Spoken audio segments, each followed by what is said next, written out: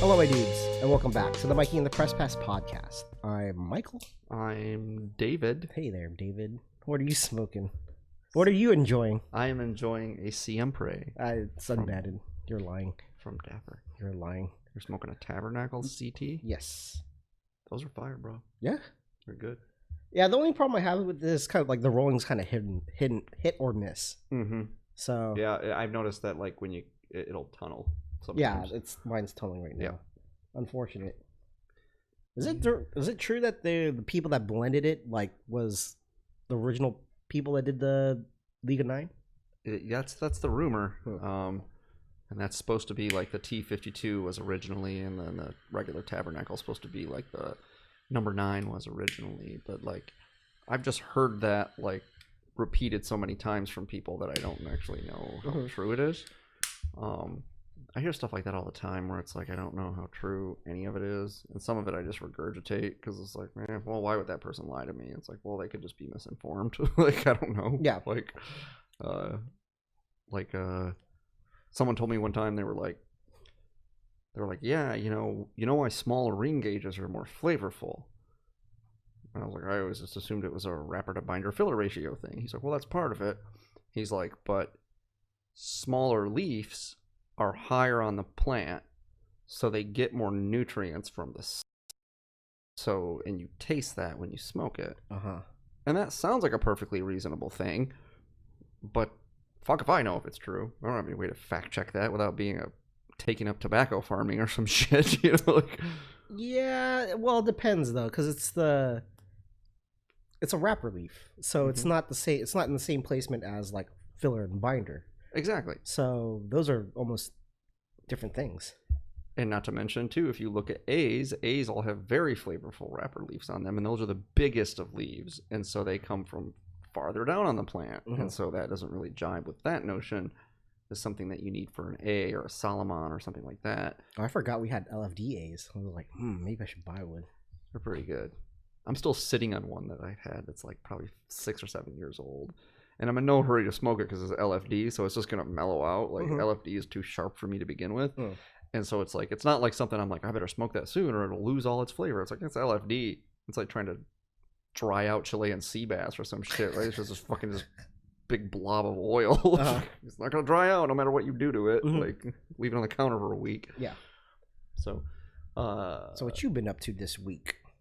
Apartment hunting. Ooh, fun. That's what we're doing. We're hunting for apartments. We may or may not be moving. You just like get a license, you kill it, and you gut it, and you... Stalking our prey right now. Okay. Right now, we're stalking that part of hunting, which is mostly what hunting is, from what I can tell. All the people I've known that have hunted is like, yeah, I was hunting. I was like, yeah, you mean you were just like sitting in the woods by yourself for like 5 hours, didn't come back with anything? Yeah, so it's like fishing. Yeah, if you caught everything every time, it'd just be called catching. Sure. I had this argument with somebody about my ex. You argued about your ex? No, I argued with her. Oh, okay. I had an argument about this with my ex. Okay. Because she was like, well, I was like, well, what did you do today? And she's like, well, I went shopping with my mom. And then the next logical follow-up is, what did you buy? Well, we didn't buy anything. And I was like, well, then you didn't shop. And she's like, no, we shopped. And I'm like, no, shopping is the act of going to the store, selecting something, and purchasing it. That is shopping. You browsed. You looked at things. She's like, that's what shopping is. I'm like, no, it's not. Like, no. Like, if someone said, hey, you're shopping around for a car, you intend to purchase a fucking car. And you're just comparing prices and features and shit, right? You're still buying a car eventually, but if you just like... Well, she'll eventually buy something. If you just looked at a bunch of cars, no one would ever say you went shopping. You browsed, you test drove some cars. Well, right? It's the same thing of saying, like, I went window shopping. I'm like, well, you just looked at stuff. Right. Window shopping is a qualifier, right? Because it qualifies that you do not intend to purchase. So why the qualifier of window if shopping isn't purchasing things? Anyway, so it was just like all like, you know, the same thing. Hunting is hunting, just going out and tracking prey and like, you know, trying to get it, or is just it a like pursuit of the kill? Is it okay? I don't know. Yeah. I would think that you would kill something. Yeah, I killed it. Yeah, that's what I did. Oh, what'd you kill? I didn't kill anything. Yeah, I was just looking at it.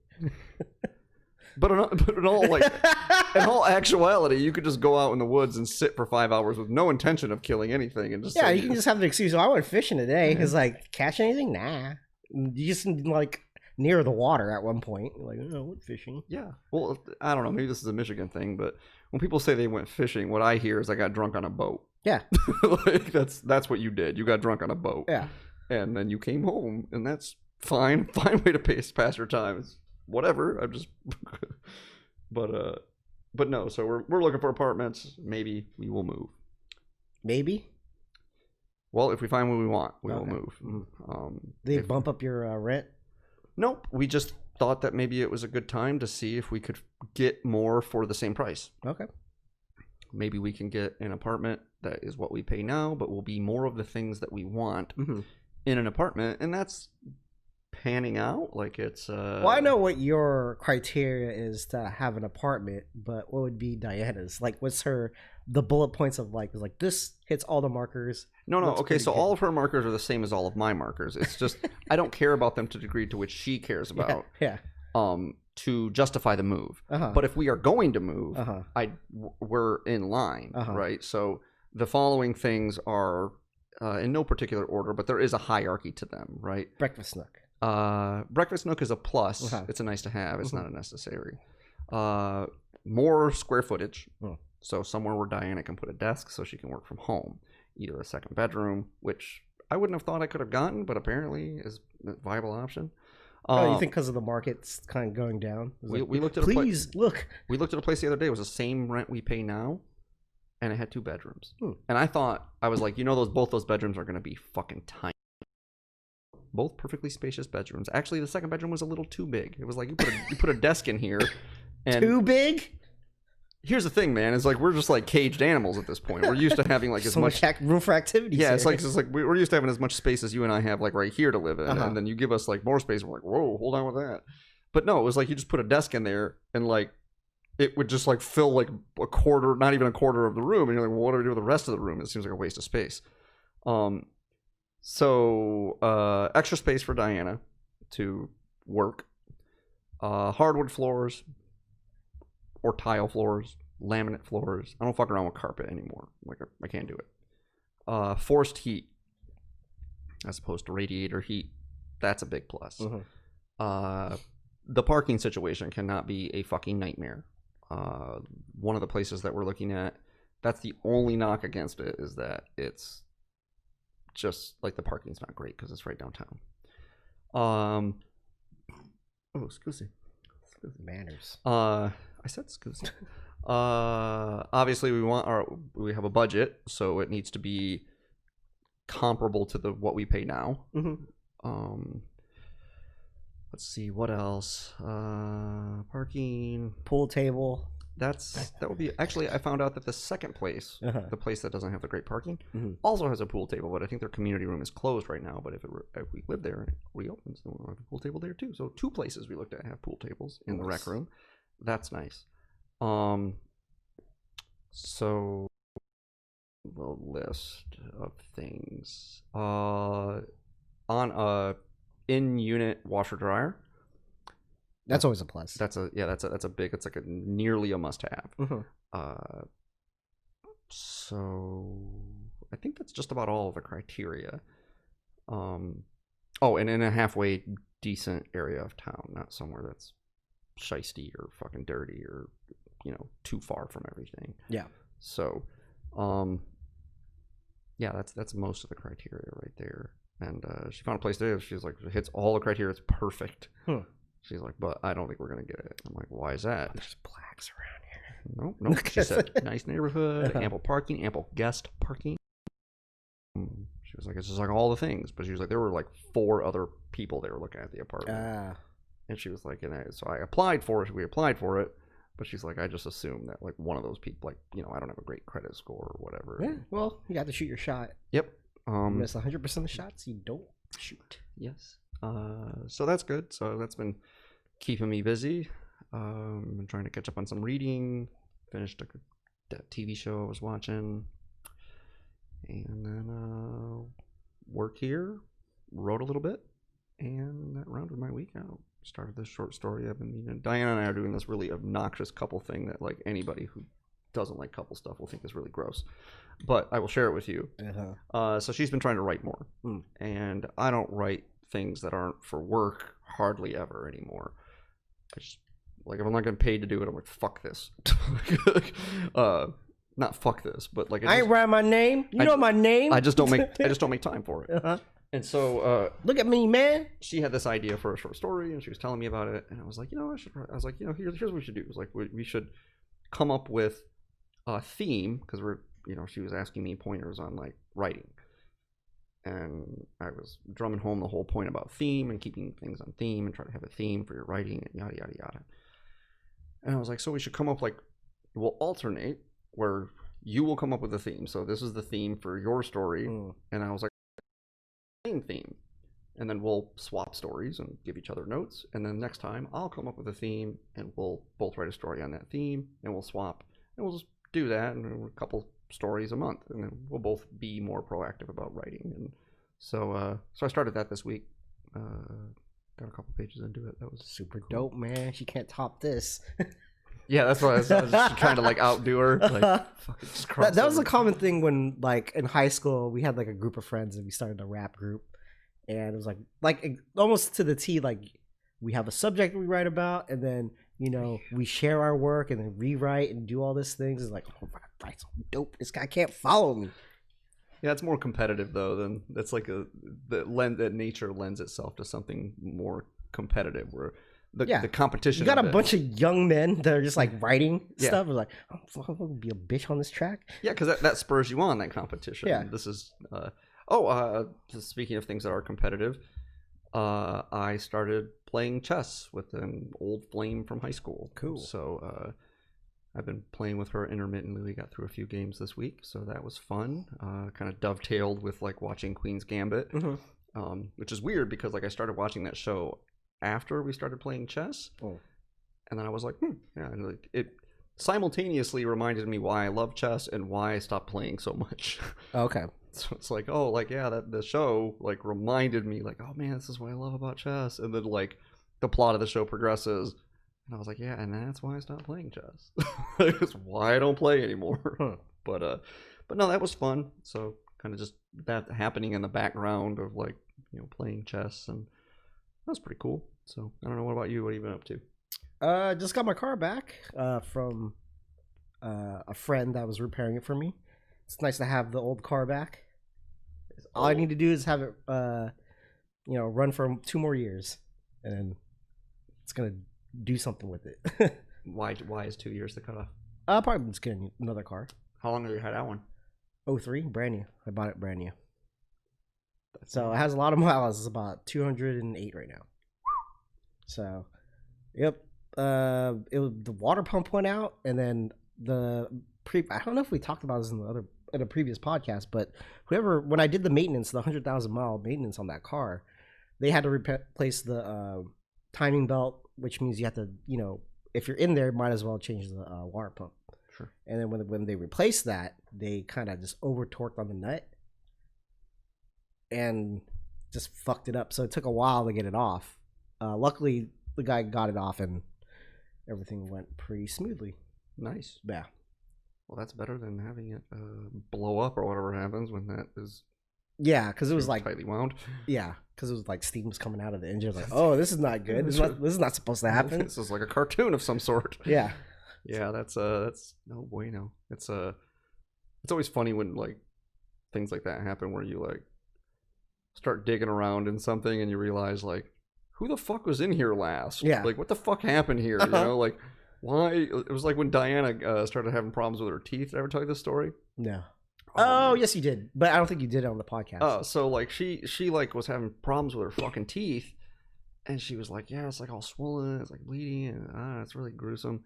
And she tried to like sue her old dentist because she went in to a different dentist and was like, hey, what's the deal with my fucking teeth? And they were like, oh, did you like have like a root canal or a tooth pulled or something? And she's like, yeah, a while ago. And they were like, yeah, so like when they're in there and they're like, they have to like pack it with gauze and stuff, right? And she's like, yeah. She's like, yeah, they just left that in there. They just left your mouth full of gauze, so it's just been like accumulating bacteria that's bleeding into your bloodstream and infecting your fucking mouth. They just pulled out this wad of just like blood and pus-soaked gauze. And she was just like, yeah, I'm gonna sue them. Yeah. And apparently she talked to some lawyers and they're like, yeah, you're not gonna sue them. Like, just nope.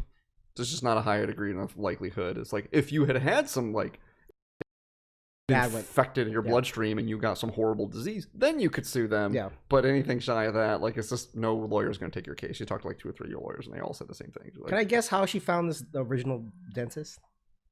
I don't remember how she found. Okay. So I was gonna say, is it like a family friend, or this dentist is also Romanian? I think it might have been something like that. Yeah. I don't really. It always happens that way. I don't really recall the specs, but I think that maybe it might. To be fair, it might have been her, a friend of her mother that actually found that out. But it also might be the person that fucked it all up. So I don't really remember the whole timeline because people start talking about their teeth and shit. And you're just kind of I'm always worried about like, oh, go to my friend. I was like, nah, I'm just gonna go somewhere else. I really don't. I have such a bad experience with going with like whatever family member. Really good, and it's always bad. Nope, it never turns out well. You don't want somebody who will like act like they're doing you a favor. No, you don't want that. I want to pay you. I want to pay you, so you will do a job. Yeah, and it's like that was the funny thing is when Diana.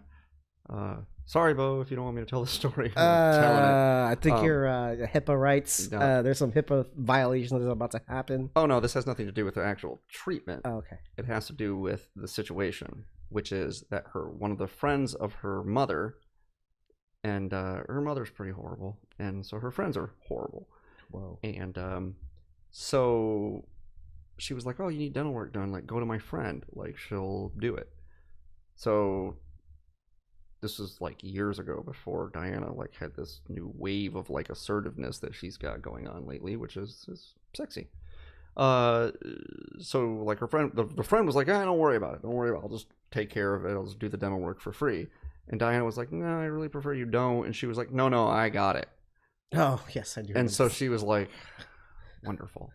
Right? So then fast forward a couple months, and instead of the whatever $600-700 worth of dental work that she had done getting paid for, the mother was like really keen to like impress this lady because she's a dentist and like she's so fancy and she's a doctor, right? And so her mother is very, very concerned with social cachet, so she decides she's going to throw this lady like a birthday dinner, right? This big party, this big birthday dinner, right? And she invites Diana along and then basically just ends up sticking Diana with a bill for the fucking. Thanks. So she just like ended up paying for it about the same amount as she would have paid for the dental work. Yeah. And then has no recourse if something like she was dissatisfied with the dental work. Right. Yeah. That's why you pay people for shit. You're just like, no thanks. Right. If it's something easy, right? Like if you don't know how to change a tire on your car and somebody like press pass, my spleen's fucked up. Yeah, can you help me out here? Yeah. It's like whatever. It's like this is part of the reason that like if anyone ever needed me to do something for them, like typically speaking, is like people are really good about like offering to pay me for shit. And in general, I don't accept that pay because I don't want to like be like no, this isn't like a transaction, right? You're not like, if I accept money from you, then you have a right to be demanding about shit. Yeah. And you have a right to like have expectations and just bug me all fucking day long. You want me to write something for you? You want me to write you a letter to your congressman or whatever? Like, here, it's done. I did it as a favor. No, but I should. If you don't like it, then that's fine. Yeah, you don't have I like doing that. You don't have to like it. Just fuck off. I gave you the thing that I said I would give you. That this is what I'm willing to engage with you. And if I like expect a working relationship from you, then I will ask you for money, and you will either give me that money or you will not give me that money, and I will either do the job or I will not do the job. And then you have all the right in the world to like be dissatisfied with the job and like have like, this is not the product that I wanted, it's not what I'm paying for, and like we'll go back and forth all day long, right? If you're paying me. But if you're not paying me, then just shut up. Here's the thing, like do it on my time at my leisure. And but so it's like I would never, I don't ask favors of people unless it's like something that's really no big deal. Give me a lift over here. Like, let me borrow your podcast equipment or something, right? Like, no big deal. But yeah. So you got the car fixed. That's cool. Got the car fixed. Nice to have the car back. Yeah, it's just like a nice old pair of worn-in jeans. Like, yeah, I remember this. Mm-hmm. Anyway, and did a fun test during the week. Fun test? COVID test. Oh, yeah? How'd that go? Pretty smoothly. You know, got positive. So that's positive. No, I didn't. I got COVID negative. But I do have Ebola, I think. Actually, I would be happier if I had Ebola? No, if you tested positive for COVID, because really just test for the antibodies, right? So it would mean you had it, didn't show any symptoms, and now you No, there's two different tests. Oh, is there? Yeah, there's the antibody test and the ones that we're looking for, like, is actively happening in your body. Did the nose swab. Luckily, it's just like around it's like a, endoscope down your nose type of thing. Jeez. It's just like rub. That's it. So luckily, they made it super easy to get the test. You just drive in. Took me 5 minutes and you drive out. Mm-hmm. So, yeah, and it was free if I had, I was under Kaiser, so it's free. So. Yeah, that's another thing. I think I'm looking into getting like health insurance. Apparently, there's something called Cal Cares. I guess it's like I probably qualify for. It's like somebody was telling me about it. Oh, okay. And they were like, "Oh, you probably pay like $150, $200 a month." And I was like, that's what I thought. Mm-hmm. Like I would pay, like if I had some government option healthcare. And then like I was talking to my old lady about this. She's like, "No, you'll pay like $400 a month." And I was like, "You think?" And she's like, "Yeah, oh yeah, it'll be way more expensive than that." And I was like, "Oh," and then it deterred me. And then this other person was like, "No, you can get that shit. My wife has got it, man. Like, I'm retired, so I get Medicaid. I don't fucking give a shit." I was like, "All right, cool." He's like, "Yeah, go on there." It was like the dude was like so passionate about me going on there. You'd swear you like work for the state of California or something. Some sort of we got him. Some sort of infomercial for fucking Cal Cares or whatever. Like, hey, yeah, like go check that out, man. Like it's great. Mm-hmm. I sure like In-N-Out Burger. Yeah, we can talk about that later. Yeah, exactly. But yeah, the whole testing thing, there was pretty much no excuse for me to not get it. You gotta drive down there. That would be my excuse. Yeah, it was super close. It was like a 5-minute drive. So I was like, well, I'm out 10 minutes. Who gives a shit? Okay. Results came back pretty fast. It was like around 40. No. Like the turnaround was like 26 hours or something like that. Jeez. So pretty good. That's cool. Yeah. Clean bill of health. Well, at least you don't have COVID. For now. They didn't test your cholesterol or your erectile function or anything, did they? Like it works for me. Yeah, well, I don't know. You sure? I don't know. Sometimes. Anyway, so that was cool to know that I don't have it yet. So like now, yeah. That's my attitude. It's like, I don't have it now. Could just get it tomorrow. Like, how does this stop me from like getting it? It doesn't. It's like I don't have it right now. No, it's just peace of mind. Yeah. I don't know, man. I just don't like. You just don't give a shit. I'm just not that worried about getting it. Like, even if I do, I was like, it'll suck. Yeah, but for me, I have no, I'm not worried about getting it. It's like spreading it to other people. That's my problem. Yeah, no, I don't want to spread it to other people either. But I would assume, like, I don't know. I guess you're probably really virulent right before you start showing symptoms, right? That's when you're most virulent. Is right before you start like feeling like you're sick. Mm-hmm. Yeah. So I guess that makes sense. Yeah. And you have like older parents and stuff too. Yeah. They're older than you. Yeah. My parents are older than me too. And then I know 2 people are about to get surgery, so I was like, I don't want to do that to them. Oh, that's good. Yeah. So, yeah. Yeah. Well, yeah. Because it was up to me. I was like, well, care. I'll just wear a mask at work. Still get AIDS, bro. But, It doesn't protect you from AIDS. Gotta live your life, bro. I know. That's why I never wear a rubber, Uh-huh. A little update on the shop. We closed down our front yard for smoking, and I finally found out this is like the final straw for a lot of people. They were like pissed that the city shut the front yard down. Shut the front yard. Yeah, they shut the front yard, and just a lot of people just like were extremely frustrated when they were talking. It was like, whoa, geez, okay, yeah, I get it. Yeah. It's like I have nowhere else to go. What am I gonna do? This is bullshit. I was like, yeah, I know, dude. I know, and like I got that from some people because I was picking up some shifts for Bailey because he's quarantining. Mm-hmm. I owe you $1, Bailey. Oh. Secret All-Star. And if we get 500 likes, Bailey will show up. Hey, guys, hey. going on? Is this like this the top of his torso or the bottom of his torso? Yeah, hey. bring that Virginia big dick energy around. But yeah, people like it's like what you can't like it's like dude, it's not my fault. Like it's not like there's something we're doing to you. Like the city just said shut down. What are we gonna do? They'll close us forever if we don't. Yeah. I can't help it. I'm sorry. You can't. Well, if I just sit in the side, I was like, no, we're not. I'm not getting fired for you smoking a cigar or getting this place shut down. So fuck off. Yeah. Yeah. I had a guy come into Ohlone today. Same thing. Came in. He was like, because the owners in Ohlone are pretty strict about that shit. And justifiably so. They don't want to get shut down because they're still doing business and they're still staying afloat. And like the shop is doing okay. It's not doing nearly as good as it normally does, but good enough. And so I'm happy to get the hours, and they're like sent out like all these emails like, hey, like make sure you're wearing your mask. And I was being a little lax about it. I was like, yeah, I gotta make sure that I have it on the whole time. So the second someone walks through the door, I have it on the whole time, and I don't take it off until I leave. And like not letting people linger and all this. And so I was like, okay, just be more stringent about enforcing the rules. This guy comes in today, he's like, hey, you don't have any more Aladinos? And I was like, in here. And he's like, I just want to know if you guys had Aladinos. I'm going to go eat my pizza, and then I'm going to come back and have a cigar. I'm like, that doesn't change the fact that you need to have a mask if you're in here. Oh, he passed the threshold, the doorway? Yeah, he's inside. I was like, whoa. Well, he darted in before I could say anything to him to use the bathroom. Mm-hmm. And so I was like, all right, I'm not going to go pound on the door and I'll wait. Open up, buddy. Right. And if he just leaves right out the door, like, okay, whatever. If I see him in here again, I'll say something, but I'm not going to chase him down or whatever. Just like he came in to use the head real quick. Maybe he forgot his mask. And but they came out, he was like browsing cigars and shit. And he was like, yeah, well, I just don't see the Aladinos. I'm like, yeah, we have them. They're on the shelf.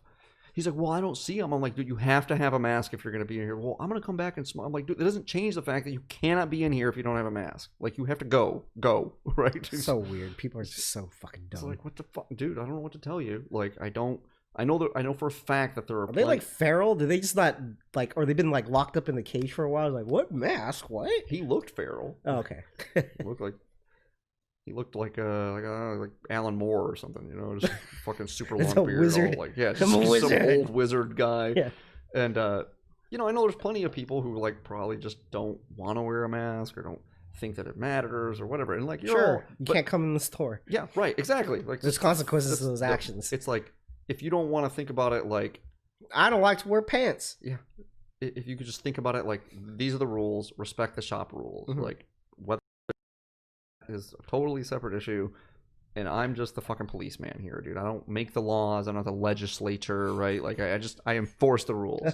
And like if you're not going to abide by the rules, you gotta go. I will not get in trouble because you're a fucking chucklehead. Yeah. Like it just won't happen. You're a cool guy. I care way more about me than I do about you. Right? Just fuck off. Go away. They pay me to do this. Exactly. It goes back to our point earlier. Like you're fucking paying me for something. If it was my shop or something, maybe I might have some latitude to not care or relax the rules for certain people or whatever. If they weren't paying me, I was volunteering, and they'd be like, "You're not enforcing the rules." Like, whatever, I don't fucking work here. I was just hanging out for a bit, helping somebody out. Yeah. And then they have like no right to like get on my shit and just be like, "Well, we don't want you volunteering ananymore." Like, that's fine. I won't volunteer. They're paying me, so like I'll just do what you say. That reminds me of the first time I've ever been called racist. this guy, I guess this guy's having a bad day. He walks in I was like, wave him in. It was like a few years back. And, one of your duties in the shop is to go inside the humidor and see if customers need help. Sure. And to downstock stuff. Sure. And this guy just went off on me. I was like, every time I come here, you just come into this thing, you just like eye me down when it's a fucking piece of shit racist. Where you just because I'm fucking Mexican, you just do that shit? I was like, what? You should have been like, bro, I'm Mexican B. I'm Mexican B. Like, what are you trying to say? I know. That would have been good. You'd be like, what? But it just caught me off guard. I was like, what is happening? Yeah, welcome to the white guy's world. Yeah. People just accuse But I don't get any of the privilege, though. Oh, yeah. That sucks. How that works. No. Just take stuff. Just take it. Just take whatever you want. I just grab it because I can. Yeah. No, that is a very frustrating thing when you're just like, look, dude, I'm just doing my job. I don't know how you like thought that race entered into this at all. Like, It's because I'm Mexican. You're Mexican? I don't fucking know. You just I thought you were Filipino like me. You just fucking look like a person to me that looks slightly different than I do. That's cool. I'm more likely to be a jerk to you for some stupid hat you're wearing than I am because you're like of a certain race. Like, this guy has a fucking stupid hat on. Like, I'm gonna be mean to him. That's how petty I am. Not likely, but more likely than being mean to you because you're of a certain race. Like, I think. I'm pretty sure. You sure? Yeah, I'm pretty sure. Well, see, how does it work, though, if I'm mean to you for having a stupid hat and the stupid hat's like a turban or something? That's not a hat. It's a turban. What do you mean it's a hat? Turbans are hats. No, it's a wrap. That's where they put their hair in there. They just wrap their hair in that. A hat is a thing. It's a top and it goes on. That with a brim. That's a hat. Turbans are not the same thing. It's something you wear on your head. That's a hat to me. Oh, okay. What is a hat? That's a good discussion. No, we're not playing that game. I saw this shirt the other day. It's pretty good. What's a donut? No, has this picture of a hot dog, and he's doing this, and he's like, "Am I a sandwich?" like he's all stressed by it. All right. There was a missed opportunity in the first podcast of the year. We didn't do the best of or worst of 2020. We can obviously think of what's the worst of 2020, but well, we got to break it down by category. All right. Not the worst thing, but the worst thing in a category. You know, Space Hitler's pretty bad. Space Hitler. Space Hitler's cat. Whoa. What do you got? All right. So let's get some categories here. So why don't, since we're talking cigars-ish, what are some contenders for your favorite thing that you smoked this year that maybe was new this year or that you just had never bothered to try? But like, you know, the heavy hitters, things that you were like, yeah, all right, like this is in the rotation, or like, how have I never had this before? Okay, so the most surprising cigar of last year, it wasn't a new release for of 2020, but I was very surprised with the Arturo Fuente Queen Bee. Like right off the bat, when I smoked it, I was like, what the fuck is this? Good cigar. Yeah, I was just blown away. It's like, because I usually don't like Dominican cigars. Yeah. It just didn't have too much of those grassy notes to it, and it just tasted more like Nicaraguan to me. Yeah. It was just a really enjoyable stick. Yeah. I only had one, but it was like, that's really good. On the flip side of the coin, how is the King Bee not good? Like supposedly like damn near the same cigar, different sizes, and they got to be slightly different blends, but the King Bee is not like as dynamite as the Queen Bee. Yeah, the King Bee's really gross. Yeah. How? I don't know. Well, the release of those cigars were like decades apart. Yeah, but if you look at the blends, I think they're pretty similar. Oh, Dominican. Is that what it is? I don't know. What it is? I don't know what they're listed. I don't remember. I thought it was not Rosados.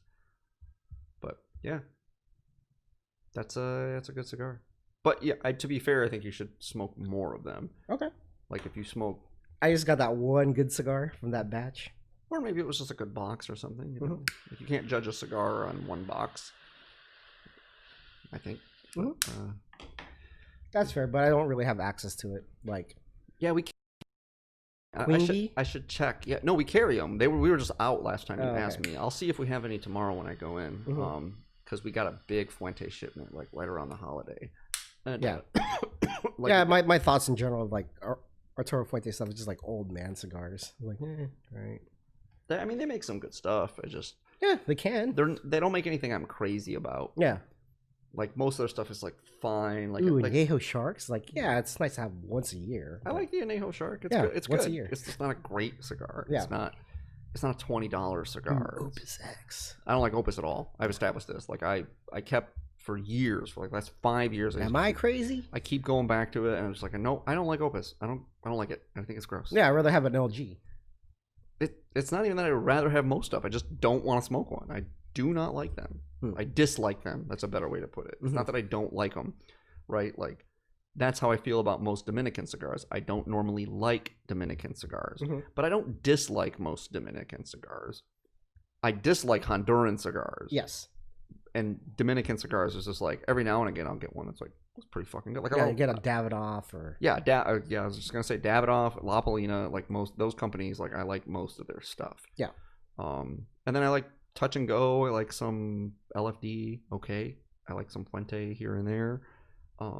But as a general rule, it's like, I just don't really like it that much. Yeah, the profile's not. I'm not too crazy about. Yeah, it's because it's a narrower profile, and so there's not as much variance within it, and so it's like it's kind of all get like a similar note. It's either the LFD profile, Fuente profile, or Davidoff profile. Like, and they either replicate like one of the like La Polina I like because it's more the Davidoff profile. It's mostly without that Davidoff price. Exactly. Yeah. But they make some good cigars. They make some not good cigars too, actually. But they're not a very, very big line, and they have some pretty solid stuff in their profile. So that's good. Yeah. What else? What else you smoked that was like you maybe got woke on, or because not a lot of new stuff came out this year. No, not that we got here, but another like it might be a recency bias with it was the Damaso by Padron. What? That's not a recency bias. No, it's pops because I had smoked it last week. Yeah, I was like, this might take the crown for Connecticut. But don't you remember when that fucking cigar came out? Oh yeah, this was like 2 or 3 years ago. And I was fucking like, I was like, this cigar is so fucking good. I remember I found like they weren't selling over at Mission, and I found like 6 of them for like $32 or something. What? Yeah. They had like it was 6 Coronas. Yeah, that's fine. 6 Coronas for like $32 or $33. That's crazy. And I was like, "Fuck yeah!" Are you guys crazy? And I came in and I was like, "I fucking got all these fucking Blake Padron Connecticut's," and everybody was like, "That's a good deal."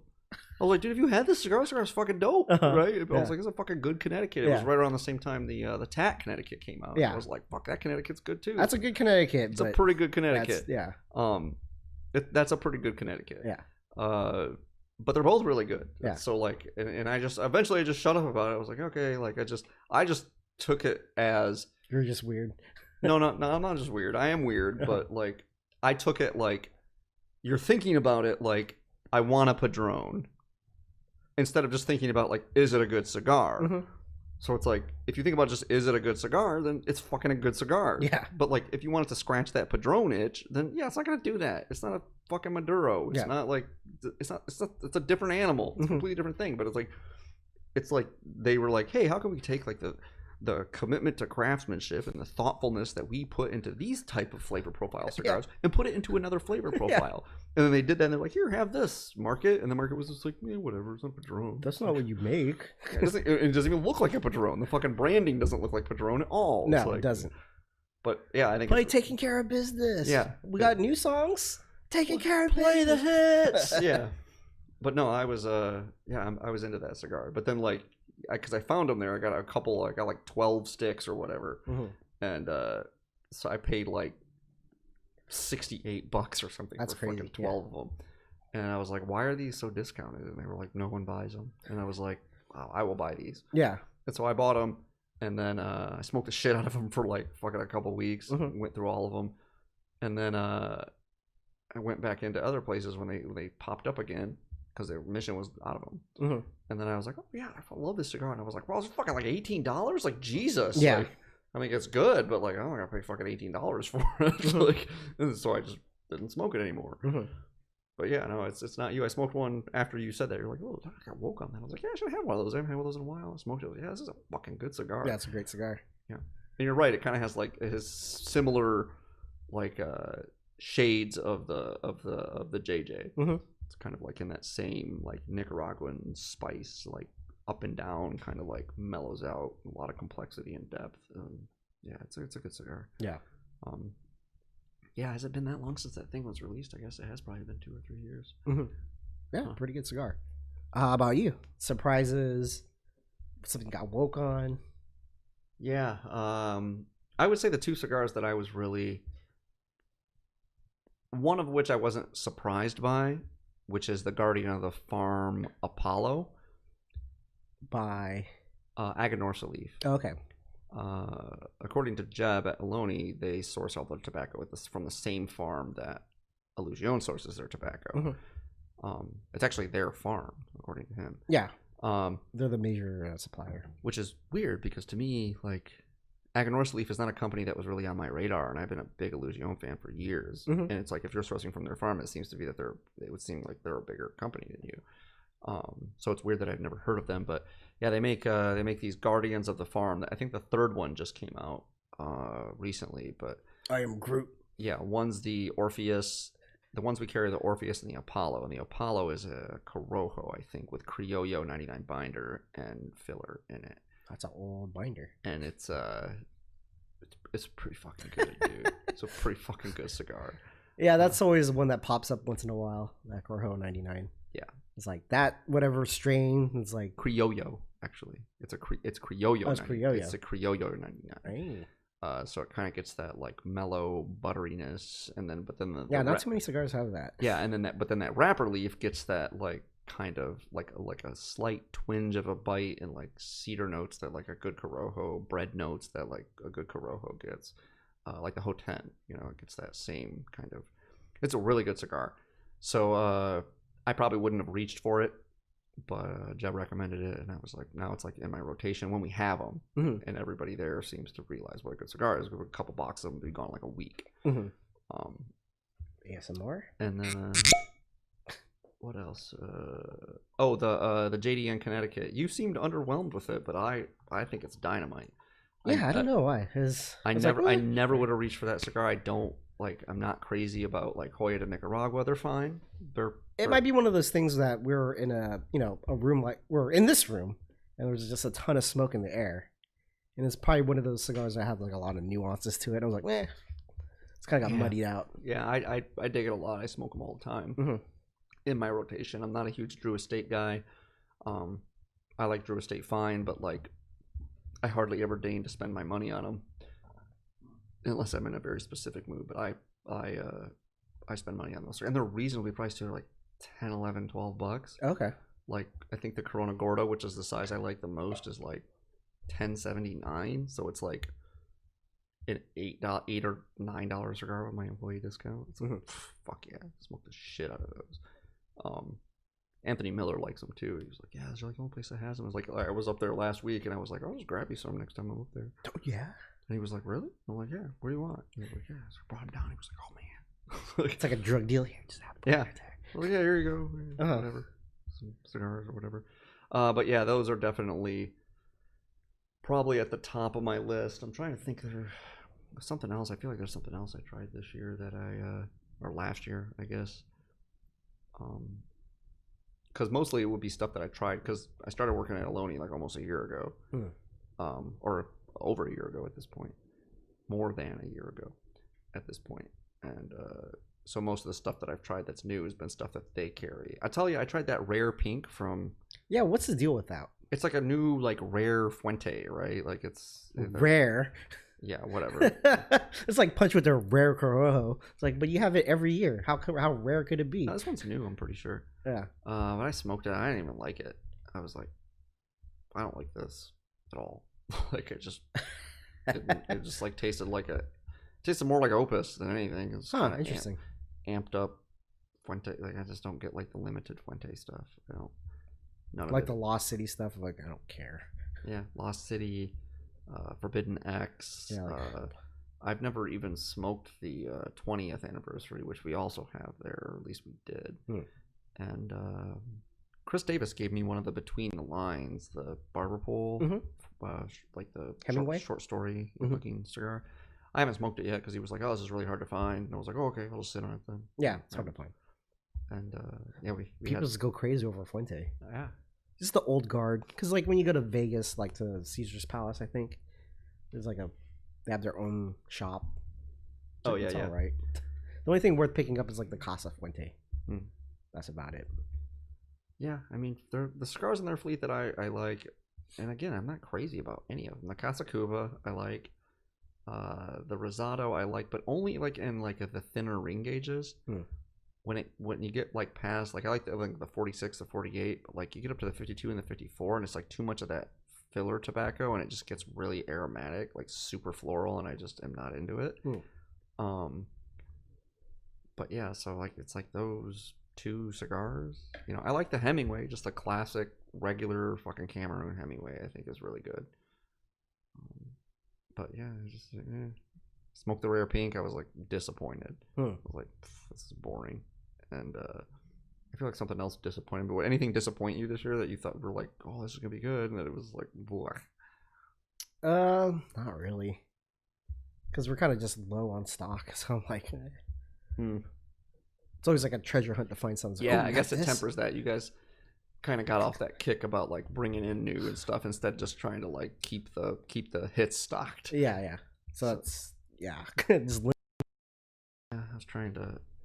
I feel like there was something else I was disappointed in too. That was again a recency bias. Like it's like I just smoked that rare pink the other day. It's funny because I'll like if I've never smoked something, I'll post it on Instagram. And like this last time I posted something, that guy Bob that I work with over at Aloni, he actually was like, "Oh, hey, how is it?" Because a lot of times I'll be like, "Hey, I've never had this. I'm trying it for the first time." Yeah. And it's like, you don't want me to do a follow-up post. And I'll be like, this is garbage. Oh, that was another cigar that I got woke on by Aganorsa Leaf as well. Those ones that Bob had with the white, the Casa Fernandez. Oh yeah. Those cigars are fucking good. Yeah, they're pretty good. Yeah, I bought a box of them off Bob like a while ago. I got like half the box in my locker still. So yeah, like that company is like I tried the Supreme Leaf from them, and it was like, it was okay. It was like smokable, decent. But then those two cigars, like the Apollo and the Casa Fernandez, I was both like, these are pretty fucking good. I might have to like keep an eye on this company and see what they're doing. And but you never know. Like some companies, like Dapper's that way. Like they put out the Siempre, and I was like, I'll keep an eye on this company. And then everything I've had since then was like, it's not good. Like, well, the nice thing about Aganorsa Leaf is that they control their supply chain, so they probably get the best tobacco. Like, I know the best tobacco. The best. It's like Oliva, the cigar company. They have their own farms. And my father, now that I think about it. Oh yeah. Yeah, so they have really good control over their farms. tobacco. And they're farms and factories too, right? Like so, like a lot of stuff is. People always try to like piggyback on their name as like it's rolled into my father factory. Yeah, it's like so.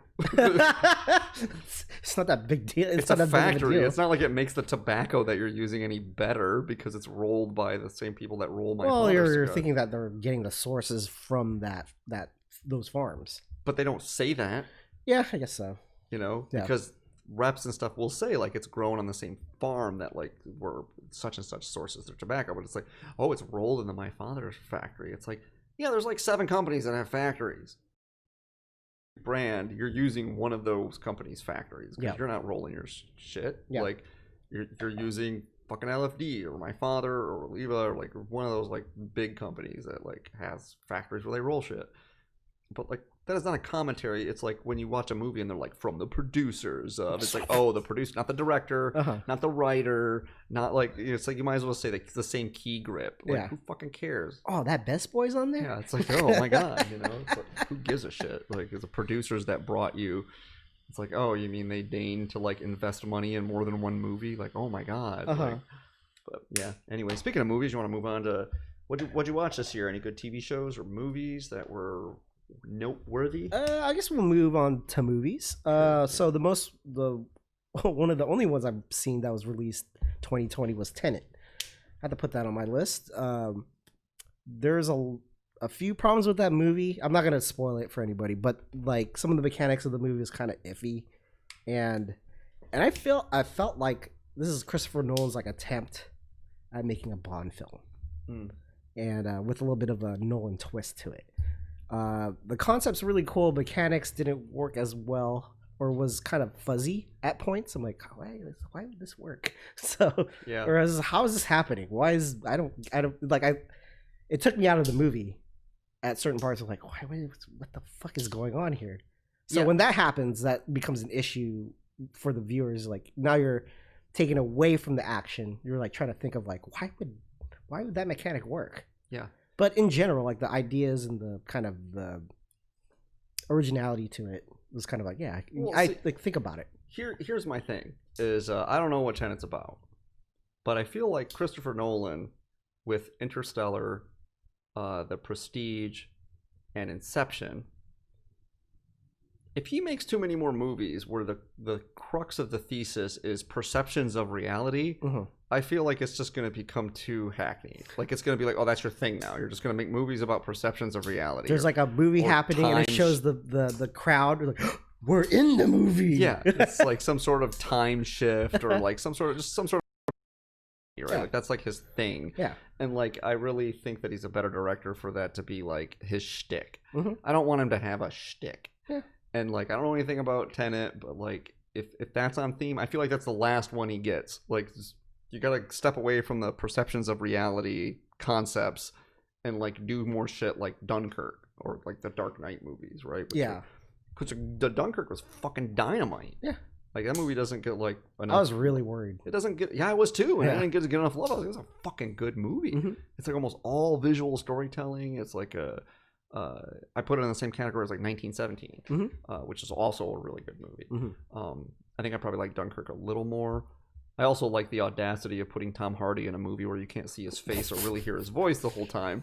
That's pretty... Gotham, take your city. Yeah, it's like your punishment will be more severe. It was like the Edgar Wright putting Kate Blanchett in Shaun of the Dead. I fucking love that. Oh. It's like so fucking good. It's like she's in the title credits and everything. Kate Blanchett, but it's like she's like a fucking 2-minute scene where her face is covered the whole time. It's like so good. I haven't seen that movie in a while. Kate, the girlfriend, Sean's or is it no, it's Hot Fuzz, excuse me. It's not Shaun of the Dead. Oh, okay. It's Hot Fuzz. In the beginning when he's like talking to his girlfriend, she's a forensic examiner, and she's like breaking up with him or whatever, and like she's just like all in the white like forensic thing, and she's got the thing over her face. She's in that one scene, and it's not a situation like in 10 Cloverfield Lane with Bradley Cooper. Yeah. Bradley Cooper is in 10 Cloverfield Lane, but he is just a voice on the phone. Yeah. And like what happened was they recorded film scenes with Bradley Cooper, and then they decided to cut them from the movie. This was not that. Like he deliberately put Kate Blanchett in the movie, put her in the credits, gave her 1-2-minute scene where she has like 4 or 5 lines of dialogue to his character and Simon Pegg's character. Her face is covered the whole time. She's got thing on her hair. You can't even tell it's Kate Blanchett. She's done. What do you think is a more ballsy move? Having like that move with Kate Blanchett or South Park having George Clooney, but he's the dog. That's all he does. I think the former. Like I because if you're an eagle-eyed viewer, you could spot that that's Kate Blanchett. She has distinct eyes. Yeah. Right. You'd have to like look at the credits and be like, oh, that actually is George Clooney as a dog. I think the biggest baller move, the biggest big dick energy, cock swing, is Drew Barrymore in Scream. Oh, okay. I thought you were gonna say like Simpsons with Michael Jackson. But that wasn't really Michael Jackson. No, it was actually him. Was it? Yeah, they disclosed it years later. Oh, years later, it actually it was because I remember watching that episode. I was like, "This is not Michael Jackson. It sounds just like Michael Jackson." Yeah. Like I remember like watching that episode because I have those episodes on DVD, and I watched it and rewatched it, and every time I watched it, I'm like, "Dude, that guy deserves a fucking Oscar because he sounds just like Michael Jackson, like just like Michael Jackson. He's so good." And apparently he's not. He is Michael Jackson, so he's not pretending. But no, I think Scream takes the cake. I think it's like a pretty decent movie, but like she was like top billing. She was all in the promotion, posters, press junkets, all of that. Sean Bean, that's a pretty good head fake too. Oh, in Game of Thrones, yeah, it's pretty good. But it's not a head fake. That's why it's a good head fake because it's like even called out George R. R. Martin. It was like, oh, like you kill off Sean Bean. He's like, you know anything about Sean Bean? You fucking watch this guy's movies. He dies in everything. Yeah, right. It's like it gets like super layers of meta with like James Marsden in fucking Westworld. Yeah, like, I was gonna say that was a pretty good head fake. Yeah, it's like it's like a head fake on a head fake. It's like okay, that's good. But yeah, so I mean, Tenet's a thumbs up. Then I take it. Yeah, in general, yeah, it has its problems. It's not a perfect movie by any stretch, but I'd watch it again. I feel like that's how I feel about Interstellar. People kind of hate on that movie a lot, but it's like it's a pretty good movie. Love conquers all. It's just too long. Yeah, it's really long. Too fucking long. It's like every other movie. Did I tell you that there was a movie that I felt like could be longer? What? I'm always going on about movies being too fucking long. Because I hate movies that are like overly long. The Revenant, I'm talking to you. When a movie being overly long ruins an otherwise really good movie because it just gets fucking masturbatory. Brooklyn. I watched this movie like for the first time all the way through, and I felt like it could have been a little longer. Like I could have added a little more context, a little more this, a little more that. It would have been like a better movie for it. And it wasn't a short movie by any stretch. It was probably like nearly 2 hours, hour 48, 49 minutes. Something like that. It was a pretty normal runtime. Yeah. But some of it just kind of felt hurried. It was like it feels a little hurried. And that's generally when I don't mind. Like if a movie feels hurried, it's usually because you're not establishing the connections between the characters with screen time and intimacy in some way. You're just trying to be like giving you them like having a snowball fight, and now you're supposed to believe that they're best friends, and it's like that doesn't really feel earned. And this movie was a little bit of that. Pretty solid movie. Give it like a B, but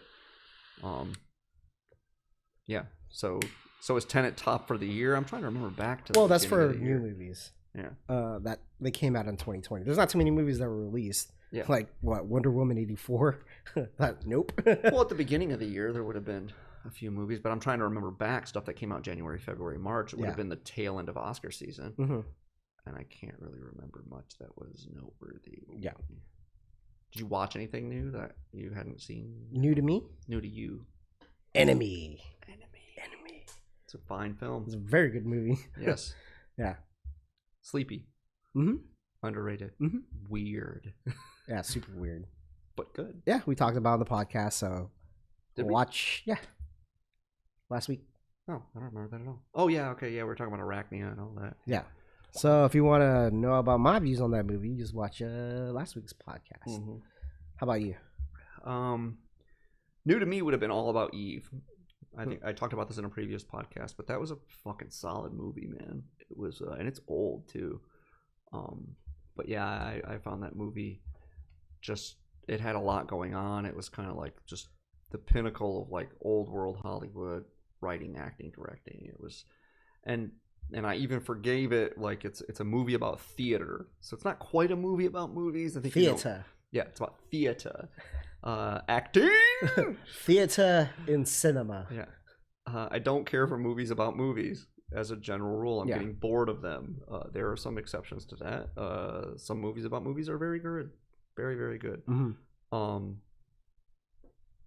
Yeah, but All About Eve stuck out. Queen's Gambit is a TV show. I didn't finish Raised by Wolves in 2020, so I can't comment on that being something in 2020. But we both watched Cobra Kai, but I don't know, was that released before the end of the year? No, it was 2021. Was it at the beginning, right? Yeah. All right. Yeah. Well, so let's remember Cobra Kai for next year's podcast.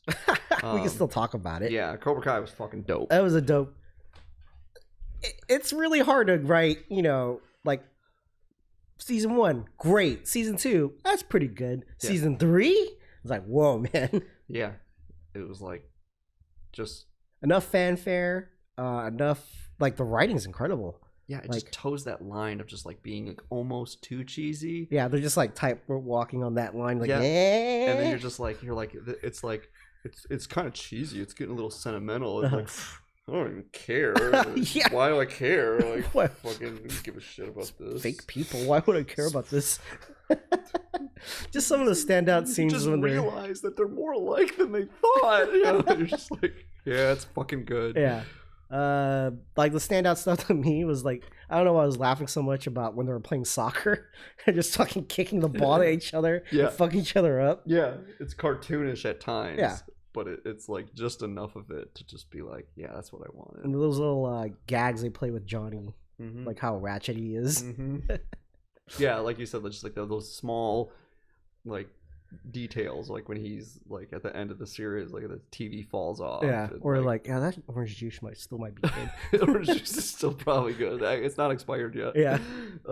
But yeah, it's how long does it take for Facebook messages to get there? It's instantaneous. Like, yeah. What? It's like, yeah. So I'll put a bunch of hash browns about you. Yeah, this is like so much good stuff. Like just the Tory gal with the fucking, she's got the skeleton hoodie on. Yeah, it's that's like a nice little throwback, little Easter eggs. Yeah. It's like, and then they're starting to bring in like not just the first movie and the rivalry, but like all of the movies and like contextualizing the first 3 films that have at least Daniel in them. And so that was really good. And yeah, I don't know. We were watching it the other night, and it was like he was having like this interlude, like talking to like this old flame of his and the catharsis of that, like, yeah, it hit me pretty hard. I was like, man, all right, yeah, I know what that's like. You know, talking to old flames and like, you know, getting like this cathartic moment and perspective on your life, and Just close that chapter. Yes, just close that bookmark here, there. It's just like there. That was all anyone ever heard from either of them. But yeah, she got hit by a helicopter. She'll never come back. Yeah. The helicopter had it coming. Yeah, the helicopter had it out for him. Rest in peace, Dr. Romano. It's still the dumbest thing I've ever heard. It's because it's the dumbest thing that's ever happened in television.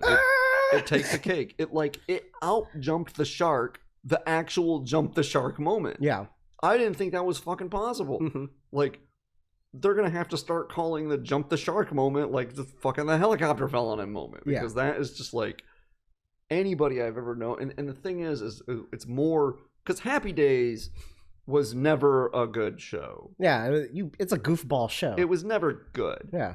ER in its heyday for 7 or 8 or 9 seasons of that show, like, one of the main characters in that show dies, and I have never felt so like heartbroken and crushed that like a fictional person died than when that character died, because it was like 9 seasons of fucking build up of his character and all the ups and downs, and like he's like, you're just like, he's such a good dude. He's like, how he can be dead? And they're like, no, he's dead. Like finality, he's dead. Moving on, pass the torch, all of that.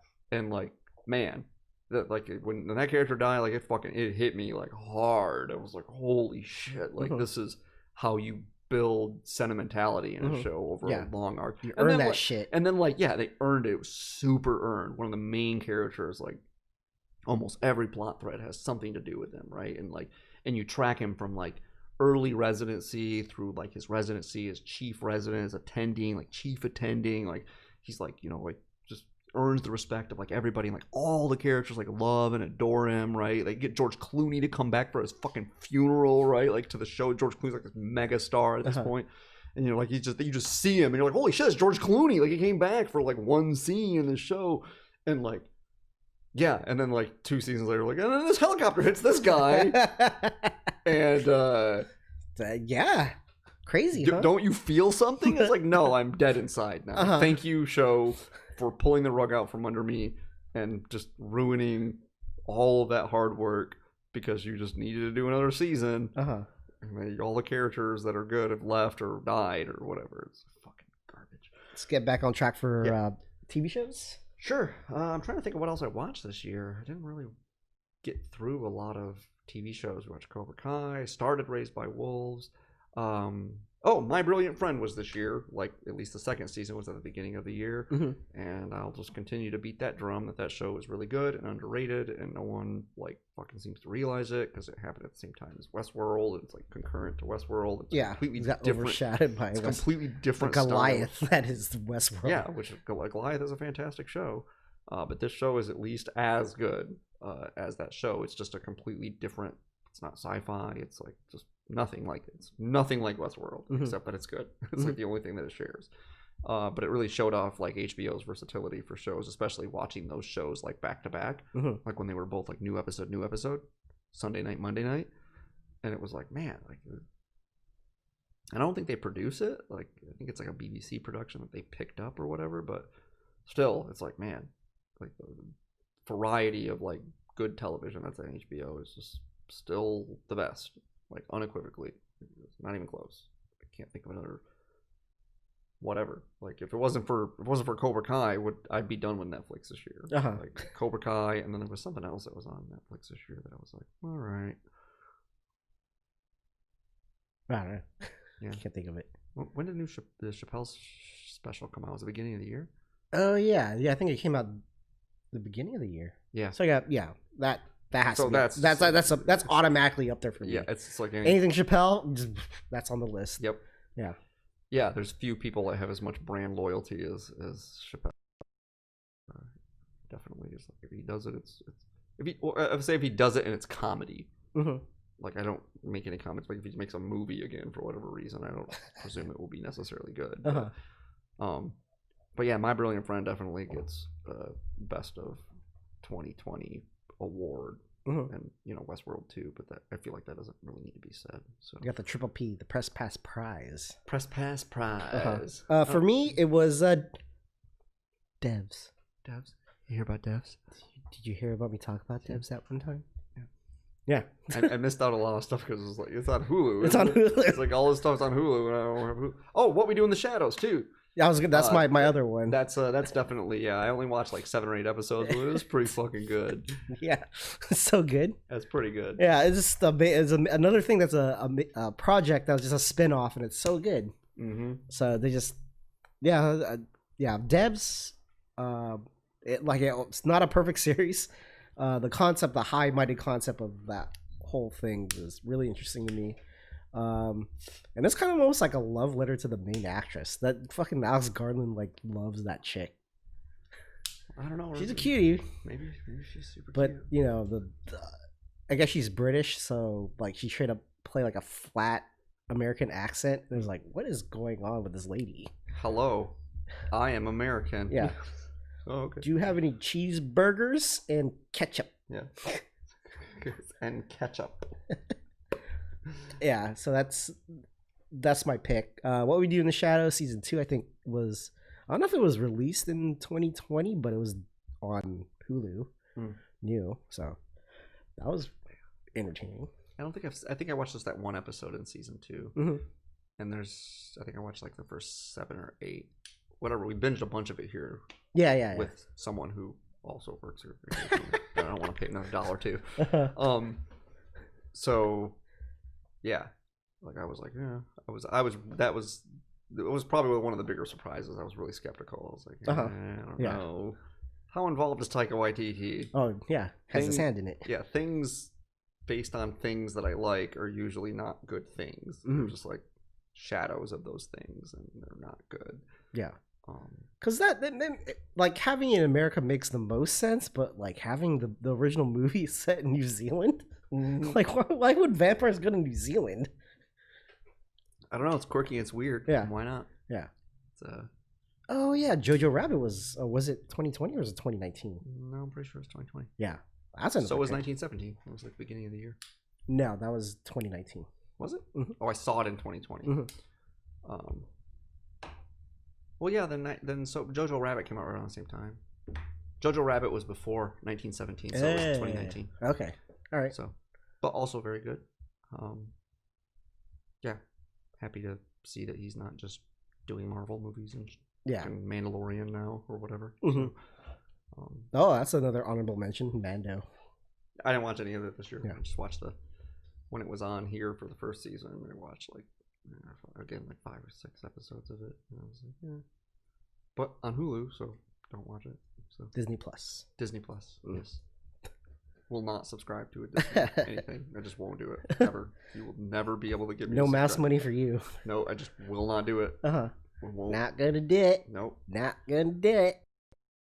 Practicality. Hulu might be something there's enough stuff on there that it would justify, but Mandalorian is literally the only thing that I can think of that I would watch on Disney Plus. Yeah, I'm excited for their Marvel lineup for this year. I think the whole What If series from Marvel. That's gonna be so dope. I'm skeptical of Marvel television shows based on. Well, this is animated, so that's gonna be good. Maybe, I don't know. Marvel TV shows just haven't really panned out so well. I can't think of a single superhero TV show that's worth a shit.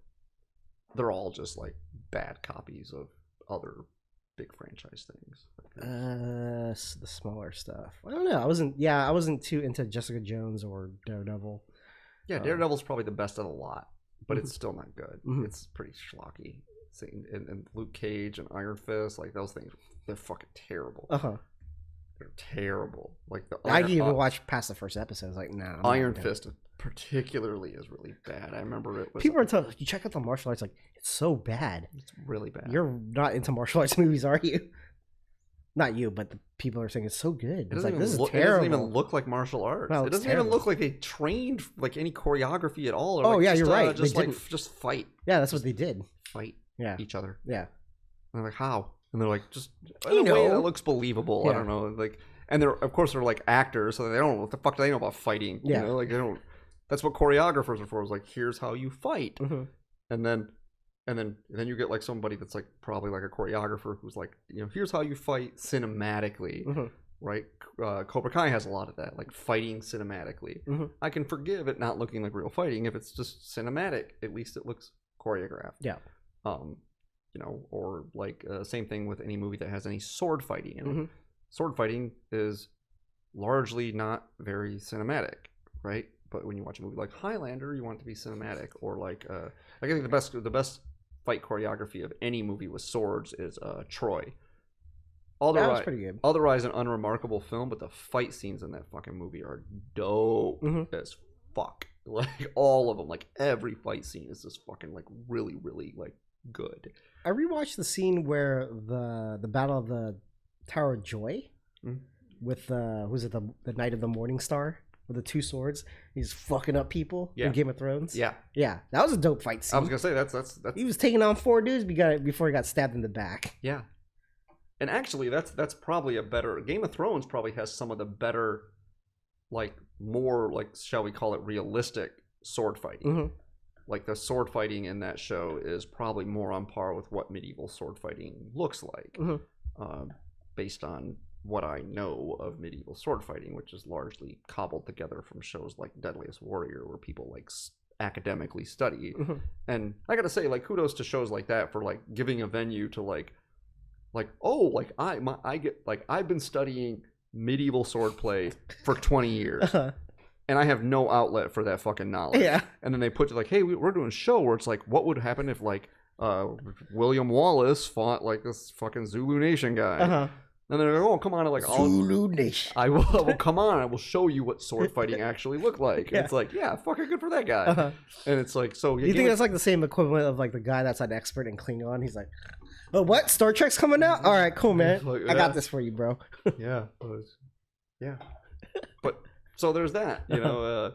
But yeah, Game of Thrones probably actually has some of the better sword fighting because it's not terribly cinematic, because most of the show is not predicated on action. It's predicated on drama. And plus it's like a lot of battle scenes, so it seems appropriate for what they're doing. Yeah. They're just kind of just going through the crowd, trying to stab the shit out of each other. Yeah, but the few times in the show where you actually see somebody fight like one-on-one, like when Brienne of Tarth fights Jaime Lannister on the bridge, or when like Jon Snow fights fucking what's his name, or when like the tower battle or whatever, like it's not like super overly exaggerated. I mean, it's looks like a sword, like you would think a sword fight would fucking look, as opposed to like it is in Troy, which is like Crouching Tiger, Hidden Dragon with fucking swords, but it's just a fucking baller as fuck. Yeah. And it gets a little bit of a pass. That movie, Troy, that is, gets a little bit of a pass because Achilles is basically a superhero. Yeah. Right. So he's like, he can fight like Captain America, and like it's fine, right? Like I can forgive that, because anything short of flying is like within his capabilities as like a demigod, basically. But yeah. So anyway, move on. So went through TV shows. What's your favorite meme this year? Meme. Yeah. Got a lot of memes. I know. I'm the meme machine. It's I can't really pinpoint one out right now.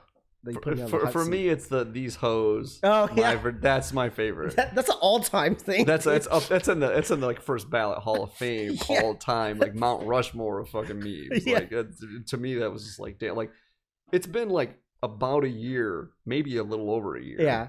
Since you and I still think about it. I don't even have to see it. I just think about it and I fucking laugh. Yeah. Like, god damn, that's such a funny fucking meme. Because you got if you think deeply about that meme, it's like, who the fuck painted this? It's a painting. Exactly. Who did this? It's just like layers of hilarity.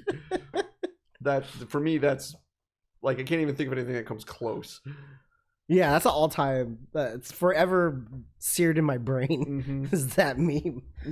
I can't. I have to look through Instagram to find a good one. I like I was a big fan of the Exxon Mobil manager. I'm your Huckleberry. Oh yeah. I thought that was pretty funny. Yeah, that was pretty funny. But maybe that has to do with my soft spot for fucking anything Tombstone related. Yeah.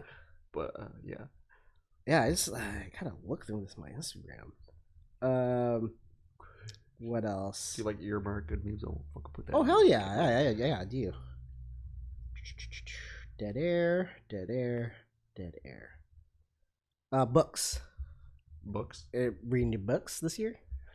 Yeah, a few. I read a few books. The book I'm reading, if I had finished it before the year was out, I would have said would probably have been. But I've been like slogging through. Like I don't want it to be over. It's so good. But I read The Trial of Henry Kissinger this year. That was a pretty good book. Down and Out in Paris and London. I'm trying to think of probably what the best book I read this year. Or last year. Not this year. Why do I keep saying this year? Last year. No, I don't know. I don't know that I could like choose one. I didn't really read anything that was particularly good. Me and Flex looking in the index for buff net niggas just for some hot butt sex. Okay. I don't know. It's just a random one. It's Tyler the Creator. I don't know. Yeah, I didn't really read anything that wowed me this year. The Coddling of the American Mind, I think, is probably the best book I read this year. Yeah, that's on my read list. Yeah, it's good. Okay. I read it right at the beginning of the year before.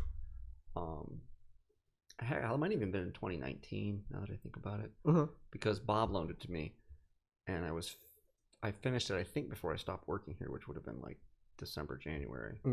So I might have finished that. But yeah, that's a good book. But it's one of those books too where it's like you feel like someone just kind of pushed together in the corner a bunch of things that are all like self-evident, and then pointed them out as if they weren't self-evident. That's how I feel about a lot of Jordan Peterson's writing in general. Just kind of push everything in the corner, like just like look at all this stuff in the corner, and you're like, I know about all that stuff. Yeah. But he does like really interesting takes on like psychology of why that has like stayed true for most people, or why it would become true, and anecdotes from his like personal experience. Yeah, but generally speaking, I'm more interested when he starts talking about like, the power of storytelling and psychological underpinnings of things and social phenomenon. So usually like some of his more like self-helpy stuff is just kind of like, yeah, okay, clean your room. Yeah, okay, I get it. Clean your room. Yeah. So oh yeah, there I am really fucking Kermit the Frog voice. Oh yeah. No, I don't know. But yeah, like last year was kind of a bad year in books for me. I just kind of read stuff that was like, it was like decent. I read stuff that was like, it was good, but it was like mostly like, yeah, it's about what I expected. Same thing with like The Trial of Henry Kissinger. Like I liked that book, but it was like mostly just going more in depth about a lot of stuff that I already knew. It was like when I read Sam Harris's Free Will. Like I gave that book to Diana because I bought it and read it. It's a short read, and she was like, yeah, that book like kind of fucked me up. And I'm like, really? And she's like, yeah, I never really thought about things from that perspective at all. Like, and she gave it to other people, and they had a similar reaction. I was like, really? This is kind of like operational things that have been in my brain for like a decade, and someone finally put them to paper. Yeah, I wasn't surprised when I heard someone. And kind of like, yeah, okay. And kind of illustrated it. It's like, well, yeah, of course. Did people think that free will was a thing? Or like, it was like if you were to read a book about, I don't know, like things that I just like, they just get pushed under the rug, right? Like morality being subjective. Like, yeah, we kind of push that under the rug, and like we don't really talk about it because it tends to bring out the division between theists and atheists, right? Or just generally speaking, it tends to bring out that division. That's the divide. You're either a theist and you believe that morality is objective, or you're not, and you can't really jibe those concepts. So it really just kind of gets you into an argument about the existence of God, and it's like, that's just kind of a boring argument at this point. Like, who really debates that anymore? Unless somebody's some extreme like charlatan idiot like televangelist type who like takes the Bible literal and like denies evolution and like all these things. Like, oh yeah, that's your other favorite meme, the death metal preacher. Oh man, fuck yeah, that was good. Yeah, I forgot about that because it's a video. Yeah. Right, but yeah, that guy. God, what is his name? I don't know. He But just looks like the Mask. Yeah, and he's just like. He's like a guy's playing the fucking guitar. Like, man, this guy is on point. That's definitely good. And it's like one of those things though too. Is just like I try to think of like what are things because I don't share memes with people a lot, and so if I share something, it's because I thought it was funny as fuck. Like like you never even responded like whether you found that one thing funny about the guy with the alphabet. I fucking laughed my ass off about that for like 10 minutes straight. I sent it to you on the gram and you didn't respond. But I was like, here, let me see if I could find it. What's your name? Mikey Land. Booyah. Right here. Is this yeah, see, am I crazy or is this funny? It's like mindfuck of the day. The alphabet has been saying hi to us for all these years, and I bet you didn't even say hi back once, you piece of shit. And the guy says, why did you have to draw the O and the P to distract everyone from the W? And the guy's like, Yeah, that's fucking funny, man. Because the meme itself, the mindfuck thing, the high thing is like just so like, fucking stupid. Yeah. But then he's like, why did you have to try that? He's like distracting people from the W. And then you look over to it and you're like, and your reaction is the same, like, oh fuck, he's right. So it's like I try to think of things that like, what did I share with people this year?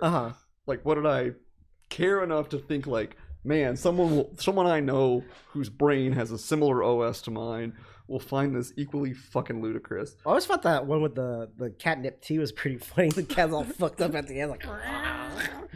Yeah, but I tried that. My cat was just like, whatever, I don't like this. Yeah, it's too hot. Yeah, like, it's like idiot. Books for me. I just went back to. I re-listened and reread some of stuff I've read before. Meditations. Just recently. I feel you've read that book like 5 times. Probably like second time around. Oh, okay. It's like your most often cited book. It's a good book. I agree. It's the best book. Yeah. Diana read that this year. Yeah. Cool. Yeah. You guys have something in common. Yeah. Richest Man in Babylon. I just read it once in a while. Like, let's read it again. I've never read that actually. Yeah, it's like a financial book, I guess. Oh. Yeah. But it's like written like it was some sort of like sacred text from the Babylonians when it was just like a couple people that were in an investment group. No, I didn't. Yeah, I don't know much about it. It's one of those books like Purpose Driven Life or Who Hid My Cheese or what? You know, like one of those people talk about a lot, but I've never like picked it up and read it or even really know much about what it's about. Well, you probably heard some of the basic mechanics of like, you know, investment and what to do when you get paid. Like the idea of paying yourself was probably it came out of that book. So yeah, I don't know. Yeah, it's like just one of those things. It's a good base to have. Baseline books. Yeah, sometimes it's fun to go back and read books that you see. The thing is though, is I find myself wanting like I should go back and read that, and then like I'm like, yeah, but I could just read something new.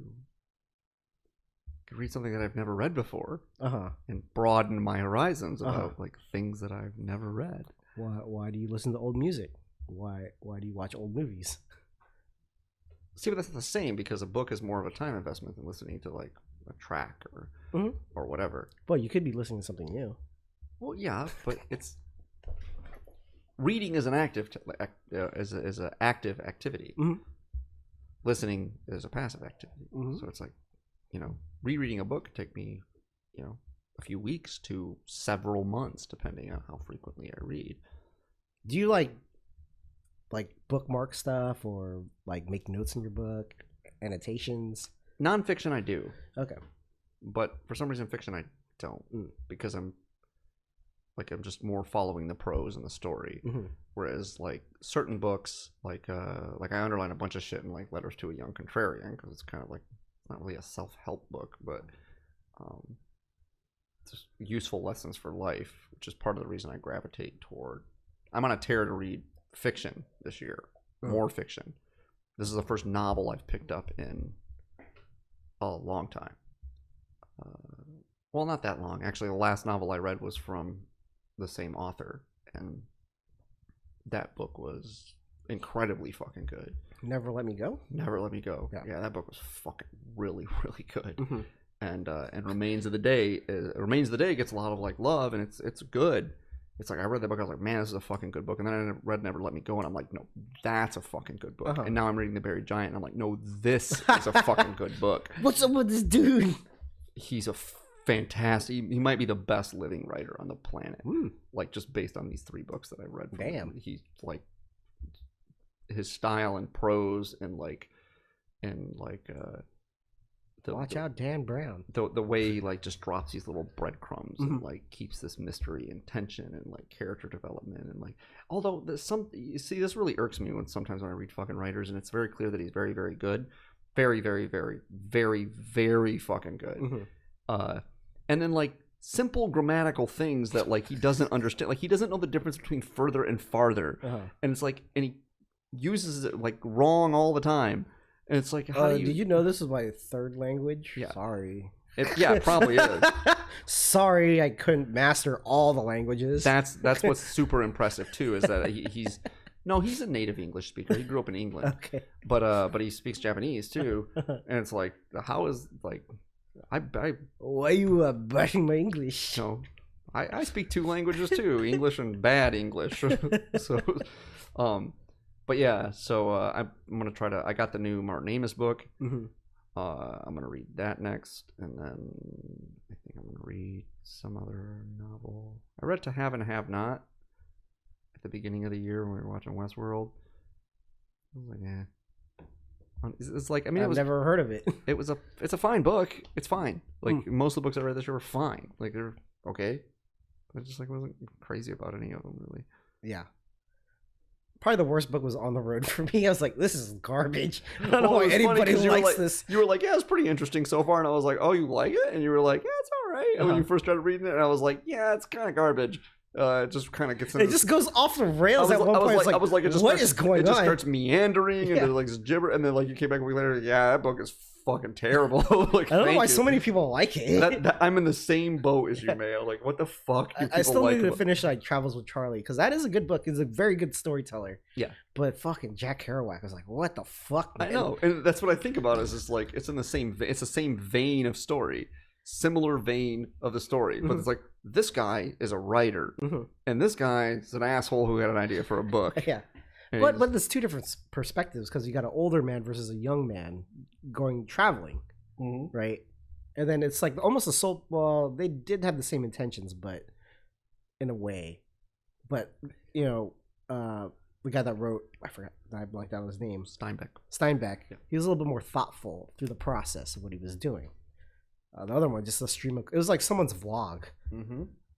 So. Yeah, but I mean, it's not that I don't. It's kind of like a memoir, right? Like you write a memoir at the end of your life. Yeah.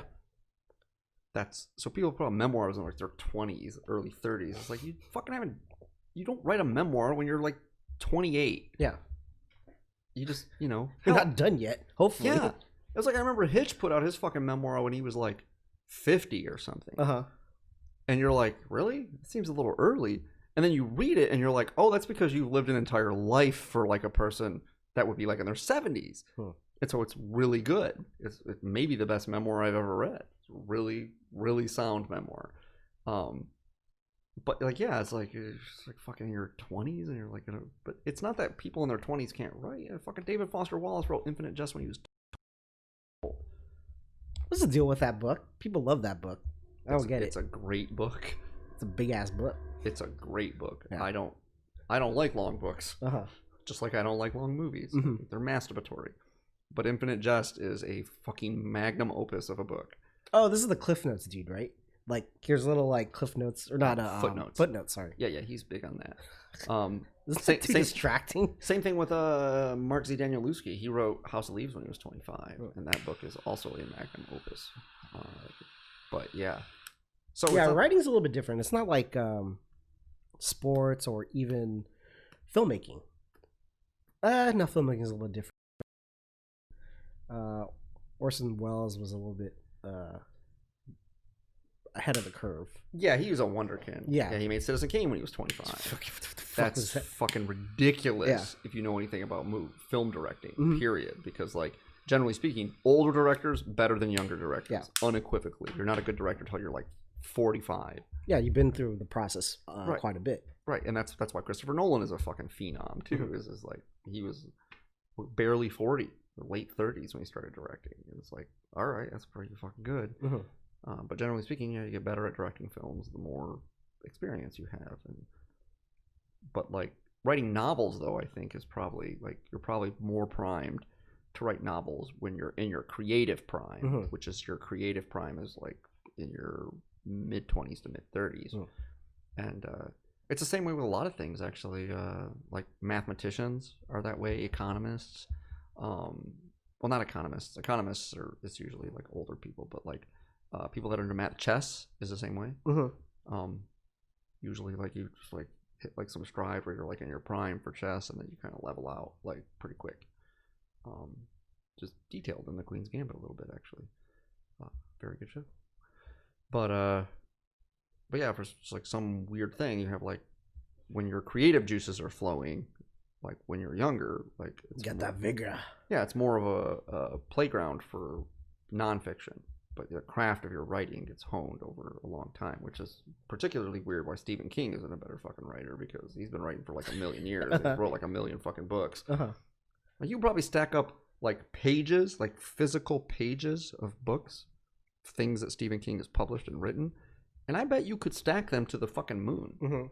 Like things that he's written. Actually, that's not possible. That'd be fucking doofus. Anyway. Like, how has he not gotten any better?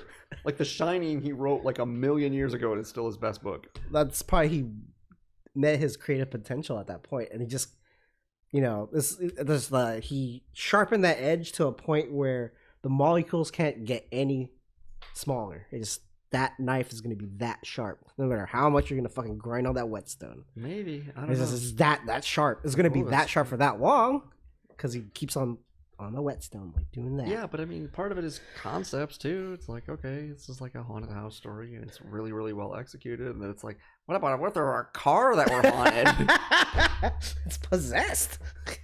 How about this dog that has rabies? Yeah, it's fucking stupid. But then the whole like It universe thing is like very well thought out. The whole Dark Tower thing, same thing. It's like, but then like, what if a black guy could cure you with like touching you, but he was on death row? What about that? So it's just like the Shawshank Redemption, but with a black guy and there's magic. Yeah, pretty much. Okay, whatever, man. I don't know. Try to go back and rewrite your old books so that they're better. It doesn't really work out like that. What if this guy got really thin? Huh? He was cursed by a gypsy. He was super thin. But the thing is, he was super fat in the beginning. Yeah, anyways, like, I don't remember if is there a part in the book where that guy is like, hell yeah, I'm losing some weight. I'm looking pretty good. I never read the book. I just saw like clips of the was it movie? TV movie? Or I don't know. If there was a theatrical movie. Okay, yeah. I saw clips of, oh, who was that? I don't really remember. I remember thinking that it was kind of funny that like it was a pretty short book and it was called Thinner, and I was like, it's thinner than the rest of his books. He was like right around the time about the Tommy Knockers. You ever see that book? That book's like fucking this big. Oh yeah. It's huge. I remember my mom reading it when I was a kid. And I was like, and then I saw the made-for-TV movie, and I was like, that's what that book is about? This thing is fucking stupid. What is that book about? Aliens. Oh. That's it? Pretty much. Okay, cool. There's like this alien ship, and they're like digging it up, and it's like, I don't know, like fucking with people's brains and shit. And they're like, yeah, I don't know, it's fucking stupid. It's really stupid. Jimmy Schmidt in it. That's all I remember. Jimmy Schmidt. Yeah.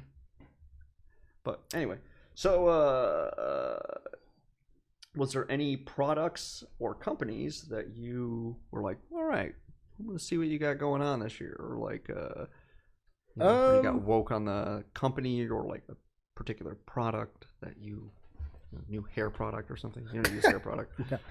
I guess all that cloud gaming stuff has been really impressive. Yeah, I forgot about that. Yeah, you played a little bit. Actually, it was a murder hobo in it. Yeah. he's playing Red Dead Redemption. He straight up shanked this guy out of nowhere. Get off my horse. Fuck this guy. You tackled him and then you stabbed him. Well, no, you gotta put it into context. So what happened was I was riding around and there was a guy. Hey there, partner. And he was like, hey, partner. And then I shot him, and then I shot his horses, And then he didn't have anything, and the horses were dead, so I just left. And there was this guy who was like absconding with some woman, and she was like, hey. And so I chased him down, and I shot him off his horse, and I freed the slave. I assume it was a slave. It was a white chick, though, so it was kind of weird. But I think I might have been a slave. yeah, but she was white. I thought she was black. No, she was white. Oh. I remember thinking it was weird because you were like, yeah, she's probably a slave. You're on a plantation. And I was like, oh, that makes sense. I was like, why is she white then? It's mulatto. Whatever. Either way, so I freed her, and she ran off. And so, like, I was like, bitch, you better, like, I freed you, better give me some of that pussy, right? So I was like running, chasing her down, trying to, or at least see if she would at least thank me or something, right? Just like, hey, thanks for freeing me there, partner, or whatever. So I'm chasing her down, like, and there's this guy in the field, and he's just, like, minding his own business, like gardening the field or whatever.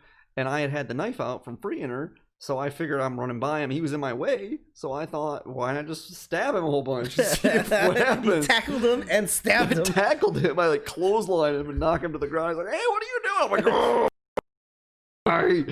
So I murdered him. I never caught up with the slave. And then it started raining really bad, and I had to like find shelter. I was really disappointed the bartender didn't do anything about me going behind the bar, though. Yeah. Hey, buddy, we don't like kind of behavior. That's the thing is, it's like this old west, like gritty. But then it's like I can't get a whore at the local saloon. Like, not really. It's like that was a classy place. But even still, it's like I can't, you know. It's like D&D. Like, not all towns have whore houses. Yeah, but like the chick came in and gave me a handy while I was taking a bath. But I couldn't go up and proposition like some random chick. Like, I was like, no, that's too adult. It's like, dude, I just shanked this guy in a field. Like, I murdered him in cold blood. I just shot these horses that never hurt anybody. Like, is this, like, can I indulge my dark fantasies here or not? Like, I don't understand you. You saw those things where I was saying, like, this is like Westworld, bro. Yeah. Yeah, do you see, like, the similarities to that? Like, side missions and, like, hey there, partner. Well, looks for some gold? Yeah, it was like, I went behind the bar. And the bartender was like, you can't be back here. And I was like, what are you going to fucking do about it? Yeah. I just had 4 whiskeys. What are you going to do? And he's like, hey, get out of here. You're not listening to me. Now it's just getting ridiculous, right? It's like just on and on and on. Meanwhile, I'm out on the road, and this guy is walking by, and I just got in his way, and he was like, hey, watch it. And I was like, yeah, what are you going to do? I just like got in his way again. He's like, hey, don't tempt me, pal. I was like, yeah, what are you going to do? I'm in your way still. And he was just like, fuck you. Yeah, it was awesome. And I was like, okay. That's what I would expect. Yeah. The bartender didn't do anything. Get an axe handle out from under the bar and like try to beat me up and get some goons. It's a high-class establishment. He should have some goons and well-dressed goons. Yeah. Didn't do that. Couldn't even pull my weapon out and shoot him in cold blood. What is that about? It's crazy. There might have been a storyline attached to that place for some reason. You to like fuck up storylines. Like, oh, this whole chapter of the game is just done now because nah, you just fucked it up. Killed that one guy. You better fucking mind your P's and Q's there. That does happen, partner. Yeah. Anyway, so you killed Josiah, man. Yeah. We got nothing else to do here. He dead now. Yeah. Well, let's loot his corpse. Yeah. Well, we got some chewing tobacco on him and some rum. Bolster my stats. It's really lame too that like when you smoke a cigar, he just lights up a cigar, takes one drag off it, and it's done. Yeah, that was a little disappointing. He should just like carry it around in his mouth. Yeah. Yeah, that was, PC game or cloud gaming on my list. Nice. Yeah, that's it was weird too because I was talking with Diana, and you had like the two things, the two types of gaming, and she was talking about like the differences between software as a service and platform as a service. And I was like, oh, like I have something in my brain for that, right? Like, because you were talking about like, no, this is like a thing where it's like I can gain access to all my stuff on Steam, but I have to like configure it and all this. It's like a little bit more work. And this is like a thing where I can just go on here and like play the games that they have on their thing. And I was explaining it to her, and she's like, yeah. So like the first one is like a platform. Steam is platform as a service, and the other one is software as a service. And I was like, yeah, like it's like I know what you're talking about for a change, right? It's like normally she's just like marketing gibberish, and I'm like, okay, I'm trying to follow along, but my feeble brain can't make the fucking dots connect. And I had something in the fucking reservoir because the night before we were drinking whiskey and playing video games. So it's like, yeah, okay, cool. The internet's just a series of tubes that you get this information from. Yeah. It's all black magic to me. I don't understand how any of Yeah. it works, but How about you? yeah, a couple things. Well, first of all, I'm very pleased with SOG. SOG is a good company. Are you threatening me? I am threatening you. Well, Threatening you to take up the mantle of. So you have my knife. yeah, I bought this pocket knife. Although I think this, what do you call this little thing right here? Finger grippies. Yeah, I don't know. It's like it comes loose periodically, and I have to like screw it back in. Oh. Like I feel it coming loose, and I have to like do this to like Okay. tighten it. But generally speaking, like I've had this knife for I don't know 8-9 months now, and pretty solid. It's a pretty solid knife. It's like it's little, and I mean it should be solid. It was a fucking expensive knife, but I'm pretty happy with it. Yeah, pretty happy with it. In general, I feel like that's a nice knife. I'm like, yeah. Song's a nice knife company. I didn't know that. I just looked up like best like pocket knife in this like with these like fucking no frills kind of pocket knife, and like it was like I think I told you this. It was like there was a list of like 10 of them, and I went down the list. I'm like, I'm gonna shop it now. I'm like, well, that one's $200. Fuck that. Yeah. This one's $400. Fuck that. I was like, this one's $50. Like I'm gonna get that. It's like a little knife, and I don't need anything fancy, but I'm pretty pleased. Yeah. I have the sharpening steel at home, so I sharpen it occasionally, but it stays pretty sharp. Works well. No malfunctions. No. It is just It works as a knife. It's the thing that's on the tin, as my uncle says. He's like, that's what I want. I strive for in life is like it is what it says it is on the tin or the box or whatever. Like it's just as advertised. Here's the thing that you want. Yeah, and it's gonna give you that, and it's always gonna give you that, and that's great. And my other one would probably be I've had my unbranded pants for a year now. Bought a pair of raw denim from them. And although the fit wasn't great, partly that was on me. I was just eager to get a pair of pants, and so I didn't buy like the right fit. I had to have them tailored, yada yada yada. But holding up pretty well a year in. A pretty decent amount of wear. Not really, like these like pants I bought like the year before, and like they're already like they're like broken in, which is like a year after having raw denim. It shouldn't be like broken in and relaxed. 2 or 3 years, it's gonna be like there's gonna be holes in them and shit, and crotch is gonna be super worn cute. out. Yeah, and I don't want that, right? So, pretty pleased with that purchase as well. Generally speaking, as advertised, like they're pants. Here, just pick the ounce and the fit you want, and here you go. When you're on your way, and like whatever, here you go. These are pants, and they're made to be pants for as long as pants will be pants. These are premium pantaloons. Yes. In the jean format. Yeah, no, because like these were raw denim too, but it's like I didn't realize that I didn't even know they made 14-ounce raw denim. Apparently they make 21-ounce raw denim. Why would you want Can you that? fucking imagine like how ridiculously stiff that is? It's like we're in cardboard, steel or something. But man, I bet those pants last a long time. But like, it's like, look, I'm trying to have them last a long time, but I also don't want to have to wear them for 3 years before they're even remotely comfortable. Yeah. Like, chafing my fucking balls all day long. Someone's rubbing sandpaper on them 24/7. But oh yeah, piggyback on your knife thing. I picked up a whetstone. Oh yeah. Got 1,000 grit on one side and a 6,000 grit on one other side, and then did some of my kitchen knives. It's like, ooh. It doesn't take that much work to just get it like really sharp. Man, this is the thing too. Is it's like I tried to find a whoa shit. Nope. Equipment malfunction. I tried to find a fucking whetstone like to sharpen kitchen knives, like at the store. Yeah, it seems like it's a Apparently, specialty item. that's not a thing. Yeah. That's a thing. Like where I come from, you can just buy fucking a whetstone. They're nothing fancy, but usually they come in 2 varieties. One, gray and one red. no, there's like one that's like it's actually 3 varieties. So there's one you can get that's just flat and like just like a square, looks like an eraser. Yeah. Kind, because you can use it for anything.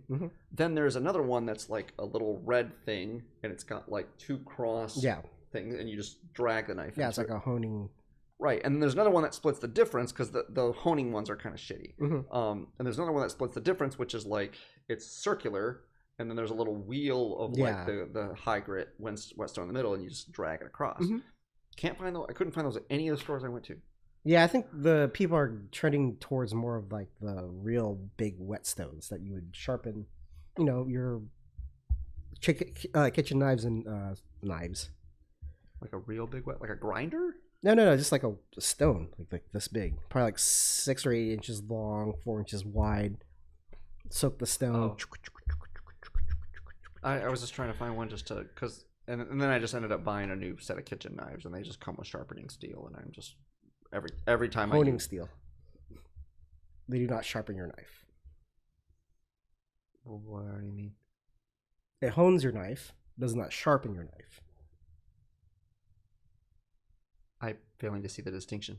Honing means that you're just correcting the edges. Yeah. Because the burr will, depending on how your knife is, will flatten out or get, and it just gets the burr in a certain direction. When you're honing it, you're correcting that. Sharpening is removal of metal to make that edge. Oh, okay. So that's the difference. I got you. Yeah. I guess I see the distinction, because if your knives are dull, the honing steel will not do anything. It will do fuck all. Yeah. But like, to me, to ensure that it's blade maintenance. Yeah. Right. It should be a much longer amount of time that you need to sharpen your knives if you hone them every time you use them. If you properly keep them and store them, and then hone them once in a while, it'll last. The sharp, you won't have to go through the whetstone as often. Yeah, I every time I use one of them, I drag it across the steel a couple times. Every time. Yeah. Like, it's just because I just don't want to have fucking dull knives. Yeah. And the knives I got are not super great to begin with. It was like $100 for a set of knives or whatever. So it's like, fine. They're better than what I had, which is not great. Yeah, for me, it's like, it's been a little small hobby of like knife sharpening. I just didn't have the higher grit stuff. I just had coarse stuff. And it was like, it did well, but it was like, maybe I should step up and have like a nice 1,000 grit. And then like I saw a deal had 1,000 and a 6,000 grit double-sided thing, and just worked as like, whoa, day. Yeah. Sharpening it. Nice. It's like butter. Ooh. So how frequently do you have to do, like, because I would imagine you don't want to sharpen it like every time. No, you wouldn't do that. You probably, it depends on how often you use it and how much abuse you put through that knife. But honing it, that's, you would hone it. I would hone it every other time. Depending on the job too, if you're doing like big cuts of meat or going through like hard vegetables or something like that, then I almost I didn't know that was almost what I got you for Christmas. I there was like this fucking Damascus steel fucking chef knife that I found. Yeah, it was pretty reasonably priced, like $60 or something. Oh, really? Huh. And I was like, man, that's a fucking good looking knife, and it's like really nice knife. And I was like, man, but I was like, I feel like you probably already have like a nice chef knife. And so I was like, so I ended up getting you the shirt instead. Yeah, I like the shirt. Yeah, I just gotta take off that holiday weight first. Yeah, I was like, ooh, man, I just look like 10 pounds of shit in a 5-pound bag. Oh, did you try it on and it just I was like, I gotta wear. Yeah, I asked Bob. He said you were a large. I almost got you a medium. I was like, no. Yeah, I wasn't sure. Yeah, I was like, well, because I just do the math, right? Like for me, it's for every. Well, I guess that makes sense then. Actually, if I had thought about it, I would have went with a large anyway, because it's just like for every 20 to 25 pounds, it's a size, right? So I'm 140 to 150 ish, depending. And so if somebody's 170 to 180, you're a medium. And if you're above 180 but below 200, I would think that or about 200 pounds, I would think that you're a large. And then 200 to 220, 225, you're an extra large. You get the big boy sizes. Yeah, you get the big boy sizes. And then you get up to, I don't even know how to when it starts to grow geometrically and people are like 4X or 5X or whatever. It's like, I can't even compute that. But yeah, I'm always surprised when we get shirts from West Coast. They have like the 4X's. Like, who is gonna? Oh, all right, we're gonna sell a couple. Tech Hudson is a 4X. That's the He's guy. A big boy. He's a big boy. Yeah, he's a big boy. Or maybe he's a 5X. He's a 5X. I guess maybe. That's big. Yeah. And I feel like, okay, so here's the thing. Is if you're that big,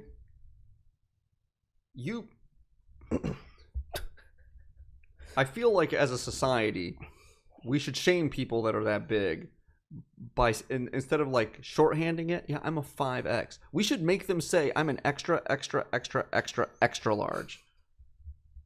Okay. I feel like if you had to say it every time, extra large, like you might be like, man, maybe I need to lose some fucking weight. Like that's too many extras in there. What if they're like a LeBron James? Like, I'm a big dude, motherfucker.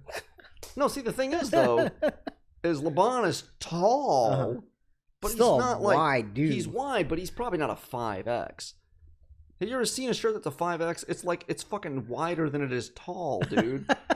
It's like a tent. Yeah. It's humongous. It's like, Jesus, how do you even stitch that much fabric together and it doesn't just pull apart on its own weight? Like it's like a fucking like Coleman must make shirts that size. But anyway, so no, that's cool. Yeah, I almost got you the chef knife, but I was like, yeah, I feel like you get more use out of the shirt, more laughs out of the shirt. Yeah. And then I was like, I didn't know what the state of affairs with your like culinary equipment was. I've never been over to your fucking house, so I don't know. Like, well, you did. Well, I was in your garage. It's not like I've rifled through yourself. Look at this. Yeah, it's like, I've never been over to your house where you're like, here's my things. Like, here's my room, and like, I own many things, but I hide them. I think I own many things. Like, even when I went to your place at the shop, like I never actually like saw where you live. I've never seen where you sleep. That's true. Yeah. Or like ever. I've never sat at your kitchen table and drank whiskey. I've never. Like Nosferatu, I just have like I sleep in a casket. So Peter is not going to be joining us for the meeting, roommate meeting. He's a little agitated. What about any new foods or beverages you tried this year? New whiskeys, new foods you've never had before, anything in that arena? We got more into the Macallan 12. Someone came into Aloni the other day, and they're like, "I'm looking to pair a cigar with alcohol," and I was like, I fucking hate when that this happens. I'm like, guy. It was a gal actually. I was like, okay, I don't really fucking know much about this. I'm gonna tell you cigars I like. And she's like, yeah, so I got a bottle of Macallan 12. I'm like, oh, okay, I know what's up with that. Here's what's gonna fucking go with that, right? And she's like, yeah. I was like, fucking the Macallan 12. I drank my fair bit of it. I was like, you got some good taste, lady. You got some good taste. Macallan 12. I was like, they make an 18-year too? She's like, I know. What must that taste like? I've never even had it. I can't even imagine something that good. I'm like, I know. We're all bonding over it and shit. Found a cool place that makes like Indian pizza. I was digging that. Like butter chicken on the pizza? Very good. It's like one of those things that doesn't sound like it would be good, but I bet it's pretty good. It's good. It seems like it would be really messy though. No. Because the flavors are so intense, they just put a little bit of the curry on there, little chicken bits. I feel like though, because it's a really good fucking ratio. I was like, they fucking nailed it. I feel like though, because like the toppings are so flavorful that they might just cut corners on like the crust and the sauce and shit. Just be like, the crust is pretty good. The sauce is great, but yeah, it's like the I forgot the name of the Parktown Pizza. Yeah, they make. See, but it's like one of those weird things for me. It's like when I want pizza, that's not what I want. I don't want like Indian food flavored pizza. When I want pizza, I want something that tastes like a fucking pizza. Yeah. And like I'm sure it's good, but it's just like where does it fit into my culinary rotation? I want pizza, I want a bagel, I want fucking whatever. And it's like they all like why fuck around with like have to get the curry dish with the rice and the naan with it. It's like, why don't you just put it all together minus the rice? So it's like something you would eat if you wanted Indian food. Sure. In like a nice package where I just like grab a slice. We got a little bit of crust.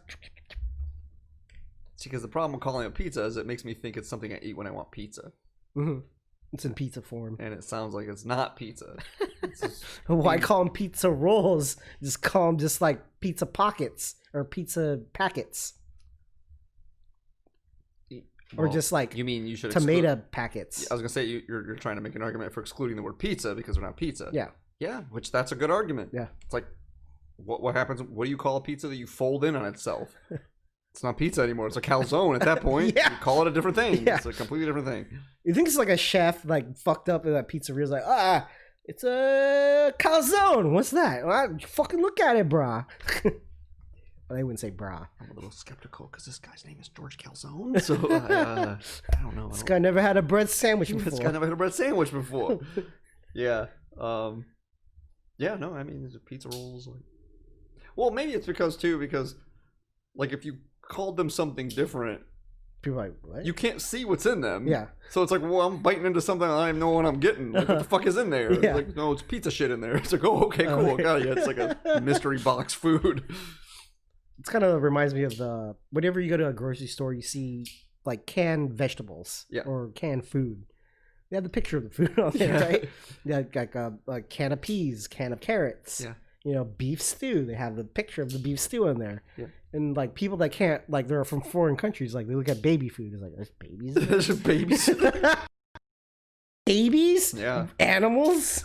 Yeah, no, it's for the babies. No, but you have a picture of a baby on there. Well, but dog food has a picture of a dog on it. Yeah, happy dog. Like, It's like, I like this. Yeah. I'm fluffy, my seal of approval. Well, how would you distinguish other than like if you're illiterate, like I have to get food for my dog, what do I get? Right. Like if you have pictures of like regular food, you're like, was this human food or is it for dogs? Well, mostly too, because it's like if you just show a picture of what's in the fucking dog food, like it's not. Is this a ground up horse? Yeah, it's fucking not good. I don't think they use horse in dog food anymore. I think they stopped doing that. Because horse is really tasty, actually. I don't know, never had horse. It's delicious. Yeah, I'm sure it is. Yeah. But, horses are cute, so we can't eat them. Yeah. Apparently. I don't. Yeah, people get really upset if you tell them if you ate horse. It's like, how dare you? Why would you do that? Well, I didn't kill it. Just ate it. It's delicious. So, well, why not? I don't know. Yeah, it doesn't make any sense to me. I mean, it's not like a staple of my diet, but I've had it. It's pretty good. Tender. All that running around the pasture is really delicious now. You're a really active horse. It's a really active horse. Love to run races. Yeah, sewer rat might taste like pumpkin pie, but I never know because I never eat the nasty motherfucker. Favorite moments of 2020? Moments of 2020. Well, killing your guy's party in D&D was a moment. Twice. No, you really should go and meet up with the cryovening. No, it was more the look of disappointment on Beto's face when I killed your guy's character. It's like he was so crushed. It was like a girl dumped him. Yeah. It was like, oh fuck. He was so invested. Like I just spent all the. And then when we looked at the counter of how much time we played on Roll20, he's like, we spent 44 hours on this fucking game. You just killed us. Yeah. Yeah, that's the way. Because this is the second time around. We're like, that's the way it goes. Let's make up your other character. But I think that's you gotta kill your babies. That reaction is good because it's like if you spent 44 hours on a television show investing in some character and then they died, you probably would have. Yeah, some helicopter hit your favorite character. Some helicopter hit him, and yeah. I gotta look that scene up. It's so fucking just bad. It's just like the thing is though is you need to contextualize it with the previous like situation where he gets his arm cut off by the helicopter. He gets his arm cut off by the helicopter. Chubbs, I killed the alligator that took your arm, so I took its head. Yeah. This is like what happens is like in this high drama moment, like where like the hospital powers down, and there's this guy and he's like killing people, he's like shooting people, rampaging in the streets, and they're like trying to airlift someone out in this like really dramatic moment in a really good episode of the show, and he like drops his clipboard and he goes to pick it up, and then he just stands up and the helicopter blade just fucking chops his arm off, and then they go through seasons of him like rehabbing his arm and like the social like awkwardness, and he's kind of a hard ass guy, and all he has in his life is that he's a ridiculously good surgeon. He's the chief of surgery, and it's like all about this like struggle about like him coming to grips with like losing the only thing that like matters to him in his life, and then like trying to get slowly gaining function back in his arm, and then eventually coming to grips with the fact that the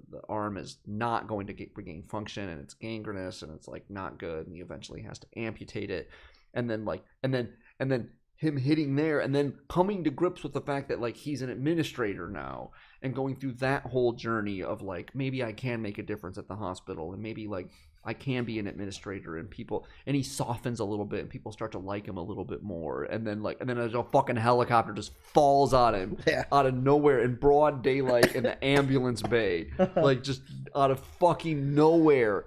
It kills him. He's dead. He's fucking. No one cares that he's dead. It's like just fucking horrible. It's like ridiculous. Like I don't know where to take this plot now. So fuck that guy. He didn't renew his contract this season. It almost felt like that. Like almost like the actor didn't want to renew his contract, and the writer was like, "Fuck this dude." Oh yeah. Yeah. It's like Got a weird accent, McCloud. Yeah, lots of places. it's like yeah, like it was just like fuck him, like a beloved character, like for seasons of a show. You can't kill me off. And it's like look how much time you invested in me. There's like contract renewal, you know, like hey, I'm an important part of this show, and the fans really like me, and they're like, oh yeah. Oh, isn't it crazy how like Dr. McCloud was like a pedophile and he raped all those kids? What? No. Like, yeah, that happened. No. We'll never see him again. They just took him away. Yeah, Aisha's mom put her in a private school. I guess she didn't renew her contract this season. But it would be fucked up like that. Like she was like obviously that actress in Cobra Kai probably just like didn't want to renew a contract, wasn't interested in the show anymore. They didn't want to pay her enough or something. It would be like yeah, she played a big role in that part. Yeah, and they were like, "What happened to Aisha?" She's like, "Oh, you didn't hear? Like she was like smuggling drugs for the Taliban." It's like, fucking just did her character so dirty like that. It's like, yeah, she was like a front for like radicals. She orchestrated the Boston bombing. Yeah, exactly. Just some sort of really fucked up stuff. It's like, damn, dude, really? It feels like a personal grudge against the actor, not so much the character. Yeah, you never know. They might bring her back. Yeah, I mean, at least they gave themselves that out. But when stuff like that happens, it feels like it's like deliberately like torching any like you don't want to fucking be on this show no more, like fuck you. Yeah. Like you're done forever. And the most humiliating, like it's like I almost gotta feel like that about like Gigi's character in The Sopranos. Gigi, the guy that dies on the shitter. Oh, it's like, damn, really? Yeah. It's like still on the piece I do. It's fucking humiliating. It kind of reminds me of like New Girl when they had Coach, like the first season or the pilot. Yeah, it was like, bye, Coach, and like, all right, Winston. No, he's there for like the Coach is there for like a season and a half or 2 seasons. No, I think it's only 1 season. Maybe just the first season, but he's there for at least. I sworn it was just the pilot or a couple of. It's like a whole season, dude. Winston comes in out of nowhere. My ex like watched that show. Yeah, and they just replace it, and they even make fun of it later when Coach comes back. It's like, the best part, they brought him back. That's like, I'm done playing in Europe. Yeah. That is good that they brought him back. Yeah, and they make fun of this. Is so fucking weird. It's like, what, you guys can only have one black guy in the group at a time, or what?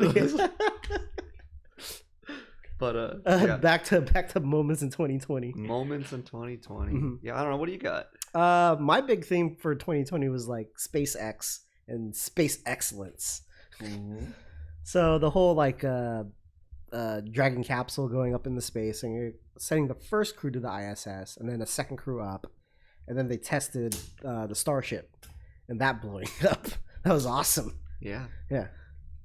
Yeah, for me, it would be like, but maybe this just segues into like, we're going to talk about maybe fights of the year, but like for me, the Wilder Fury fight was like a fucking moment. Yeah, that was crazy. That was a good fucking moment. Or even, you know what, like if we're just doing moments, not like what was the best fight, because we could talk about the best fights and everything like that. But like just Tyson and Roy Jones Jr. coming back to the ring. Yeah, the hype was crazy. That's a fucking moment. Yeah. Like, the fight was, okay, whatever. We got out of the way, but like, the build up to it, like, Roy Jones going on Rogan and Mike going on Rogan, and it's them talking about it, and it's Roy had me convinced he was gonna put up a good fight. Yeah, I was pretty convinced. Yeah, too. but it just kind of shows you how talented Tyson is. Yeah, that could have just been it. Any other fighter, probably Roy would probably fuck him up. I want to see him fight. Like somebody who wants to fight him. Yeah. He just looked like he wanted to fight. Lennox Lewis. I feel like Lennox Lewis is fat. Is he? I don't know. I don't know. I feel like he was just a couple donuts away from being fat toward the end of his career. But then again, so was Mike. He didn't get in shape, but somebody. Holyfield. That'd be good. I don't know how punchy he is. He's a little punchy. Oh, okay. He's a little punchy. But he was already a little punchy. Like, even when he was fighting, he was like, yeah, well, you know, thank God. God, everything I do. I remember the second Tyson fight. They were asking him, like, you know, what do you attribute your success to? And he was so heavy on the whole God thing, the guy literally had to be like, besides God, to what do you attribute your success? And he was having none of it. He was like, oh, Lord Jesus Christ, you know, bless me. And, you know, I knew I was going to win because I got Jesus in my corner. It's like, oh, okay. So basically you're saying... That's not as crazy as Mike, like... Was it my offense is something, blah, blah, blah. Praise be Allah, I want to eat his children. Yeah. Yeah, but that's more of a baller thing to say, though. It is a baller thing to say. Yeah. My offense is unstoppable. My defense is impregnable. Yes. Yeah. I want to eat his children. I want to eat his hot. Praise be Allah. Yeah. Well, and it kind of read, too, Holyfield, like, basically saying, like, well, I'm Christian. Yeah. That's why I won. Yeah. Because Jesus God, is number one. Jesus likes Christians. Yeah. And God likes Christians and likes Jesus. And Mike, well, he's got some sort of crazy shit happening. I don't know what that is, but fuck his religion, and I'm better than him. Yeah. It's like, yeah. I think it was out of the first fight, actually. I don't know. Well, because the second fight, there wasn't really any post-fight interview. Oh, yeah. That was a big ass brawl. Okay. It was actually funny when Tyson was talking about fighting. He's like, it's almost orgasmic.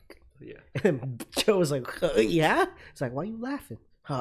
No. It's as pleasurable as to me as having sex with a woman and coming. It's coming, you know? It's get the pump in my muscles, you know? Every time I'm lifting, I'm coming. It's coming. Ah, coming. Yeah. Like, oh, stop it, Arnold. Like, there wasn't any good Arnold moments, man. Where was Arnold this year? He didn't really do much. He told you to put your mask on and stay 6 feet away from people.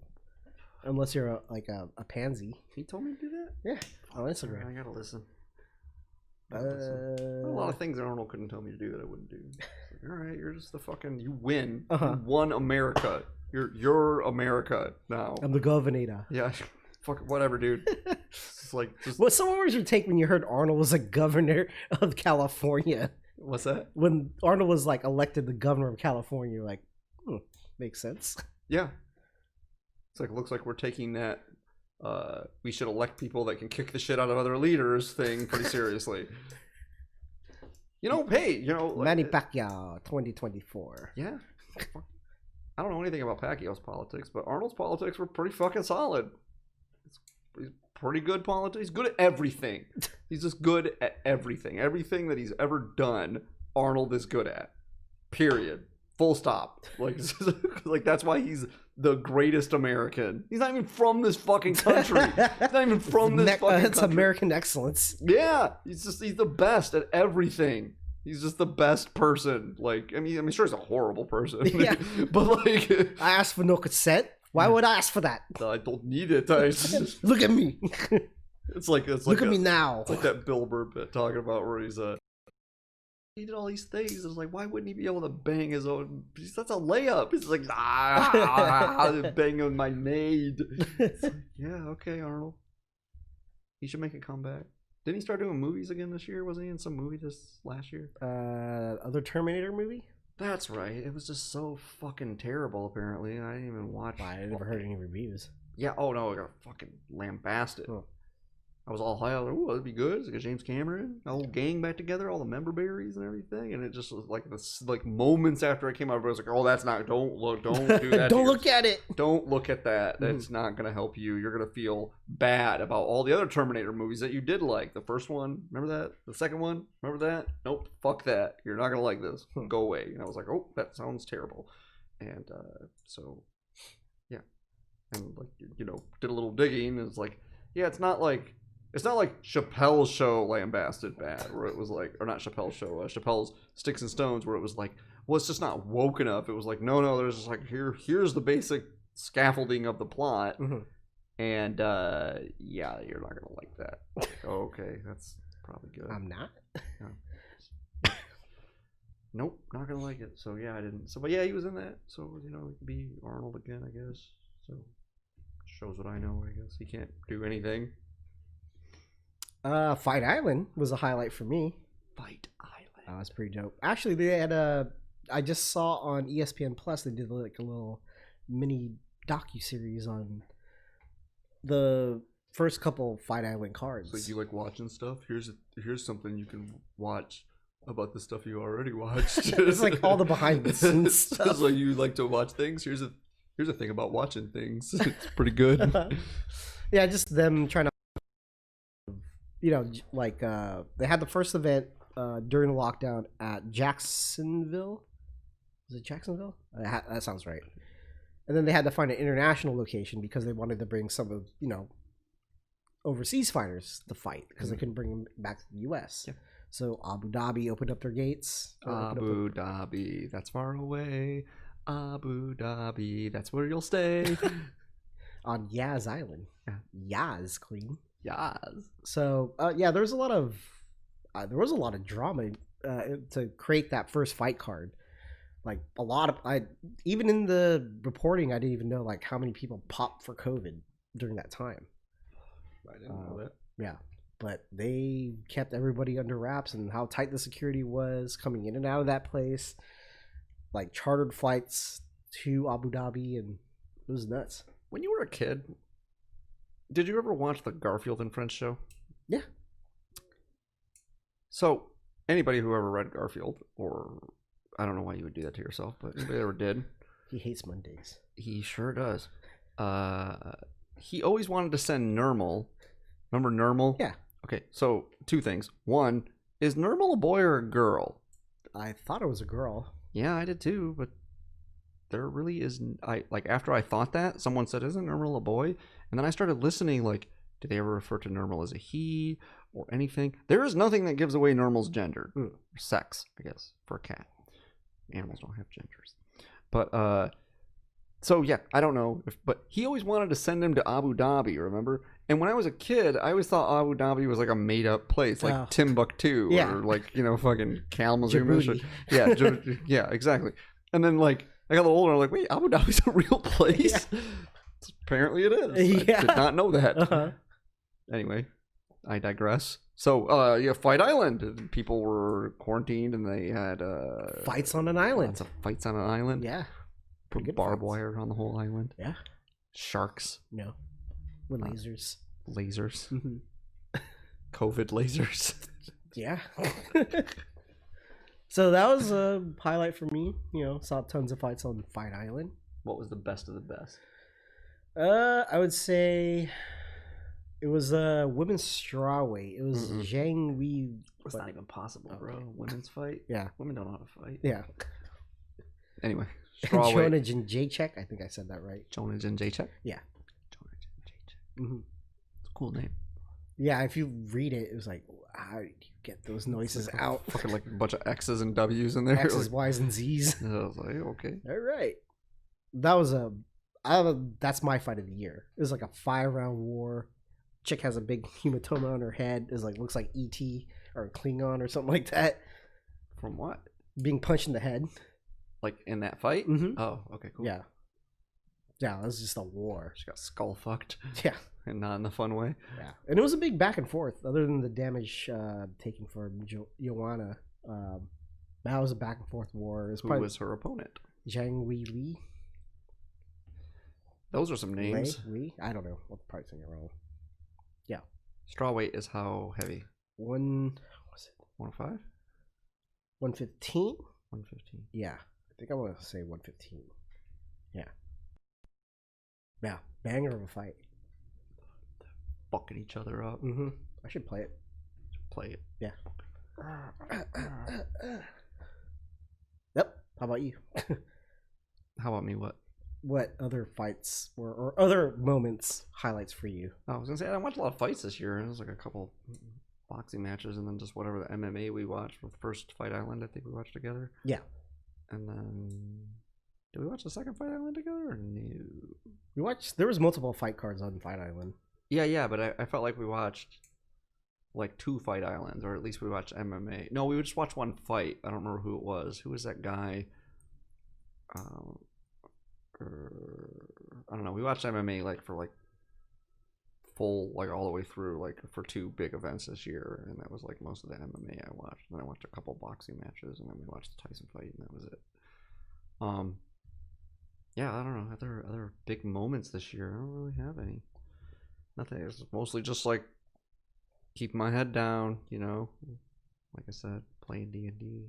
You know. We had our anniversary episode this year. That was good. That was a good time. Yeah. It's a good time. Yeah.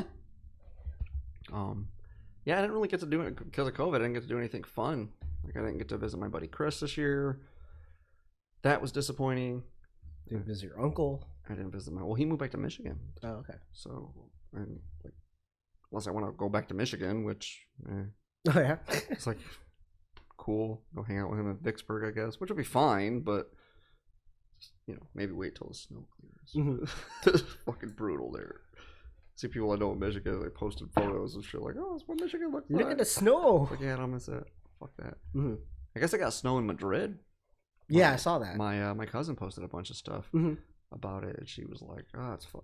And this is how I can tell she's lived in Spain for a while, because she was all happy about it. She was like, "Oh my god, it's a winter wonderland." I was like, "Man, you fucking don't remember what it's like to live in that shit." Yeah.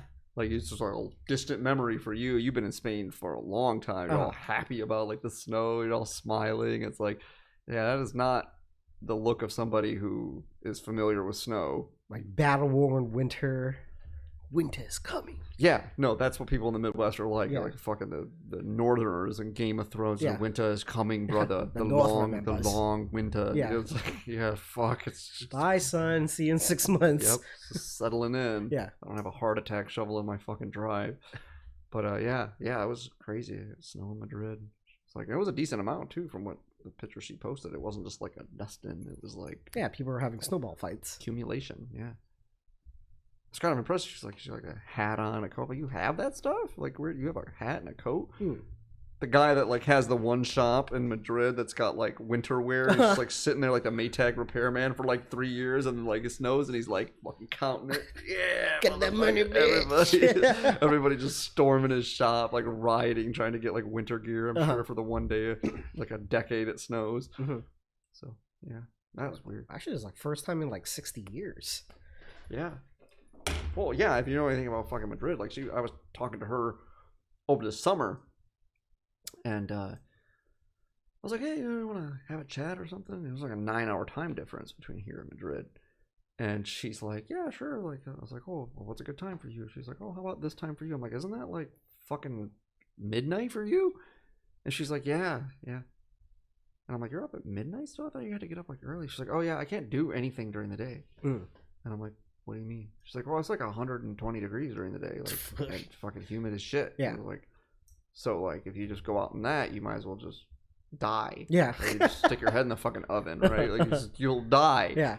Like I can line dry clothes in like an hour, like go from soaking wet to like bone dry in like a fucking hour. Yeah. It's like, Jesus, it's just fucking heat just beats down on it, just dry your clothes like fucking crazy. It's like, so I just don't do anything during the day. I walk my dog, I do all my stuff. Like, I stay just inside like during the day, because otherwise you just fucking fry like a chicken. And it's just like, so yeah, so that's what it's like here in the summer. I'm like, yeah, fuck that. Well, maybe I'll come when it's not summer. So yeah, it's probably smart. Yeah. And then didn't get to end up doing that. So that was fun to cancel. Oh yeah, your heart's I don't even care. I'm going. Like, yeah, try that. Yeah. No, I couldn't try that. So instead I will do none of that. And well, at least you save up your pennies and you can have like a nicer trip, maybe. no, see, that's the thing, is I didn't save any money this year. None. My bank account is even. I saved $0 this year because I, like, beginning of the year, like, I didn't really have employment, and I had like marginal employment, and like now I'm starting to be like more employed, and that's cool. Like, I'd rather stay busy and make money, but get that sweet Trump bucks. I did get some Trump bucks. I was like happy about that. I didn't even realize it. It took me like a week to know. I was like, wait, Hey. is this something deposited in my account? I'm like, oh, hey, Trump dollars. Uh-huh. Thanks, Daddy. Tread on me more. Yeah. So yeah, I didn't. That's another meme I forgot. Tread on me, Daddy. Tread on me, Daddy. Yeah, that's a good one. But yeah, I didn't. Wasn't even able to save any money this year. It was like unfortunate, like just net zero. Like, just. Hey, it's better than being broke. Yeah, that's the way I was trying to look at it. Is like, look, I didn't save any money, but I also didn't. My bank account didn't take a hit, which is not something a lot of people can say, especially people as poor as me. Probably like took a pretty big hit, and like Diana was asking me like, what? You poors, how do you handle this? Yeah, how do you just this nonsense of having no money? Like Diana was asking me like, she's like, hey, I need to like submit what you earned this year for the application for the apartment, and I was like, I'm like, I don't know, I didn't get my W-2s back from like all the places that I get W-2s back from. She's like, well, if you had to guess. And then I told her, and she's like, you only made that much money this year? I'm like, yeah, probably. And like she just said it like she just texted it, but it kind of had like this like, how the fuck did you like live on that? I was like, yeah, all them pizza rolls, save up, baby. Things like and the thing is there are things that I was like, I probably shouldn't have bought that. Yeah, shouldn't have bought that. Should have bought this for fucking $60 on D&D on a whim one day. Oh yeah, did you spend more money like buying stuff, researching, quote unquote researching? For the article? No. I was just like, I went to do the interview at the hobby shop. I made like, I still didn't submit my invoice for that. I'm really bad about that sort of shit. But no, I think I got paid like $220 for the article, and I spent $60 of it on D&D. Like while I was there, it was like I didn't need all this shit. Use that book of everything. I didn't need all of this stuff. So it's like I think back on this stuff like that. I'm like, yeah, I couldn't have. Or as much as I like ate out this year. Like I get Butcher Box, and it's like supposed to come. Man, DoorDash is eating a lot of my money. It's like I don't want to drive there. I don't use DoorDash typically. You know, maybe once a week for like one meal, like we'll DoorDash. Yeah. Something.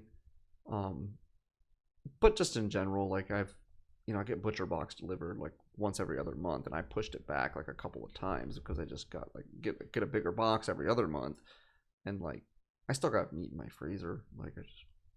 Because I'll intend to, like, and then I'll just have something in the evening, and it's like, oh, I'll just eat while I'm out or whatever, and you know, it all adds up, and so, but you know, luckily it's like when I eat out, it's like I eat less, so that's nice. I lost weight this year.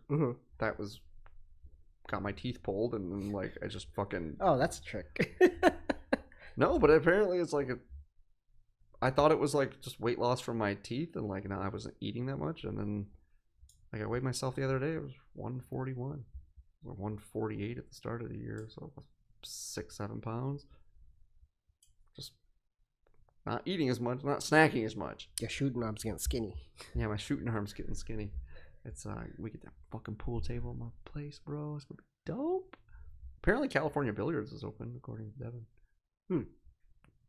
You're definitely not supposed to be, but as far as what I was telling me, he was like the other day, he was like, hey, what are you up to tonight? And I'm like, I gotta work. And he's like, oh. I was like, all right, what do you got going on? He's like, I'm going meeting a friend up at California Billiards. He was like, I actually went to text you last night and the message didn't send. And I was like, no, that sucks. I'm like, well, have fun. He's like, you should stop what you're doing and just come play pool with us. And I was like, man, dude, if you had texted me last night, I wouldn't have agreed to cover, like, because it was like a night Chris just asked me to cover for a couple of hours or something. I was like, if you had texted me last night, I absolutely would be there. He's like, yeah, fuck, I get it. I'm like, oh man, fuck. I don't play pool. I got a break cue that I used like 5 times. Remember that month when we got to shoot pool? Yeah, that was nice. That was pretty fun. For like, you know, the guy was like, hey, I know you guys now, you're coming in, and like, hey, yeah, it's like good time. And by the way, we're closing. It's the last night we're open ever. We're never gonna be open again. Yeah, ever. Yeah, there's no more pool halls left ever. This is done forever. Forever.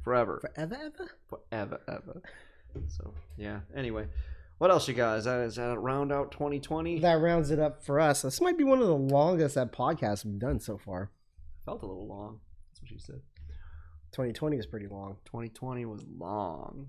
Remember when we first started casting? It was like COVID times, memories. Did the weekly updates. Yeah. Yeah, I do remember that. Cast it at a loney. We did that a few times. Yeah. Yeah. Oh, sorry. Hey, don't do that. Can't have anybody inside. Oh. Cancel. Yeah. You can't cancel us. Cancel myself. Yeah. All right. That does it for this week, guys. Got anything else? Nope. That's it. That's all I got. I'm tapped out. Peace out. Thanks for listening to Mikey and the Press Pass podcast. Consider subscribing. You can rate and review us on iTunes, Spotify, Stitcher, Google Play, and pretty much anywhere where you can listen to podcasts. And you can also write us with any ideas, suggestions, or horrible burning criticism at mikeyandthepresspass@gmail.com. Thank you.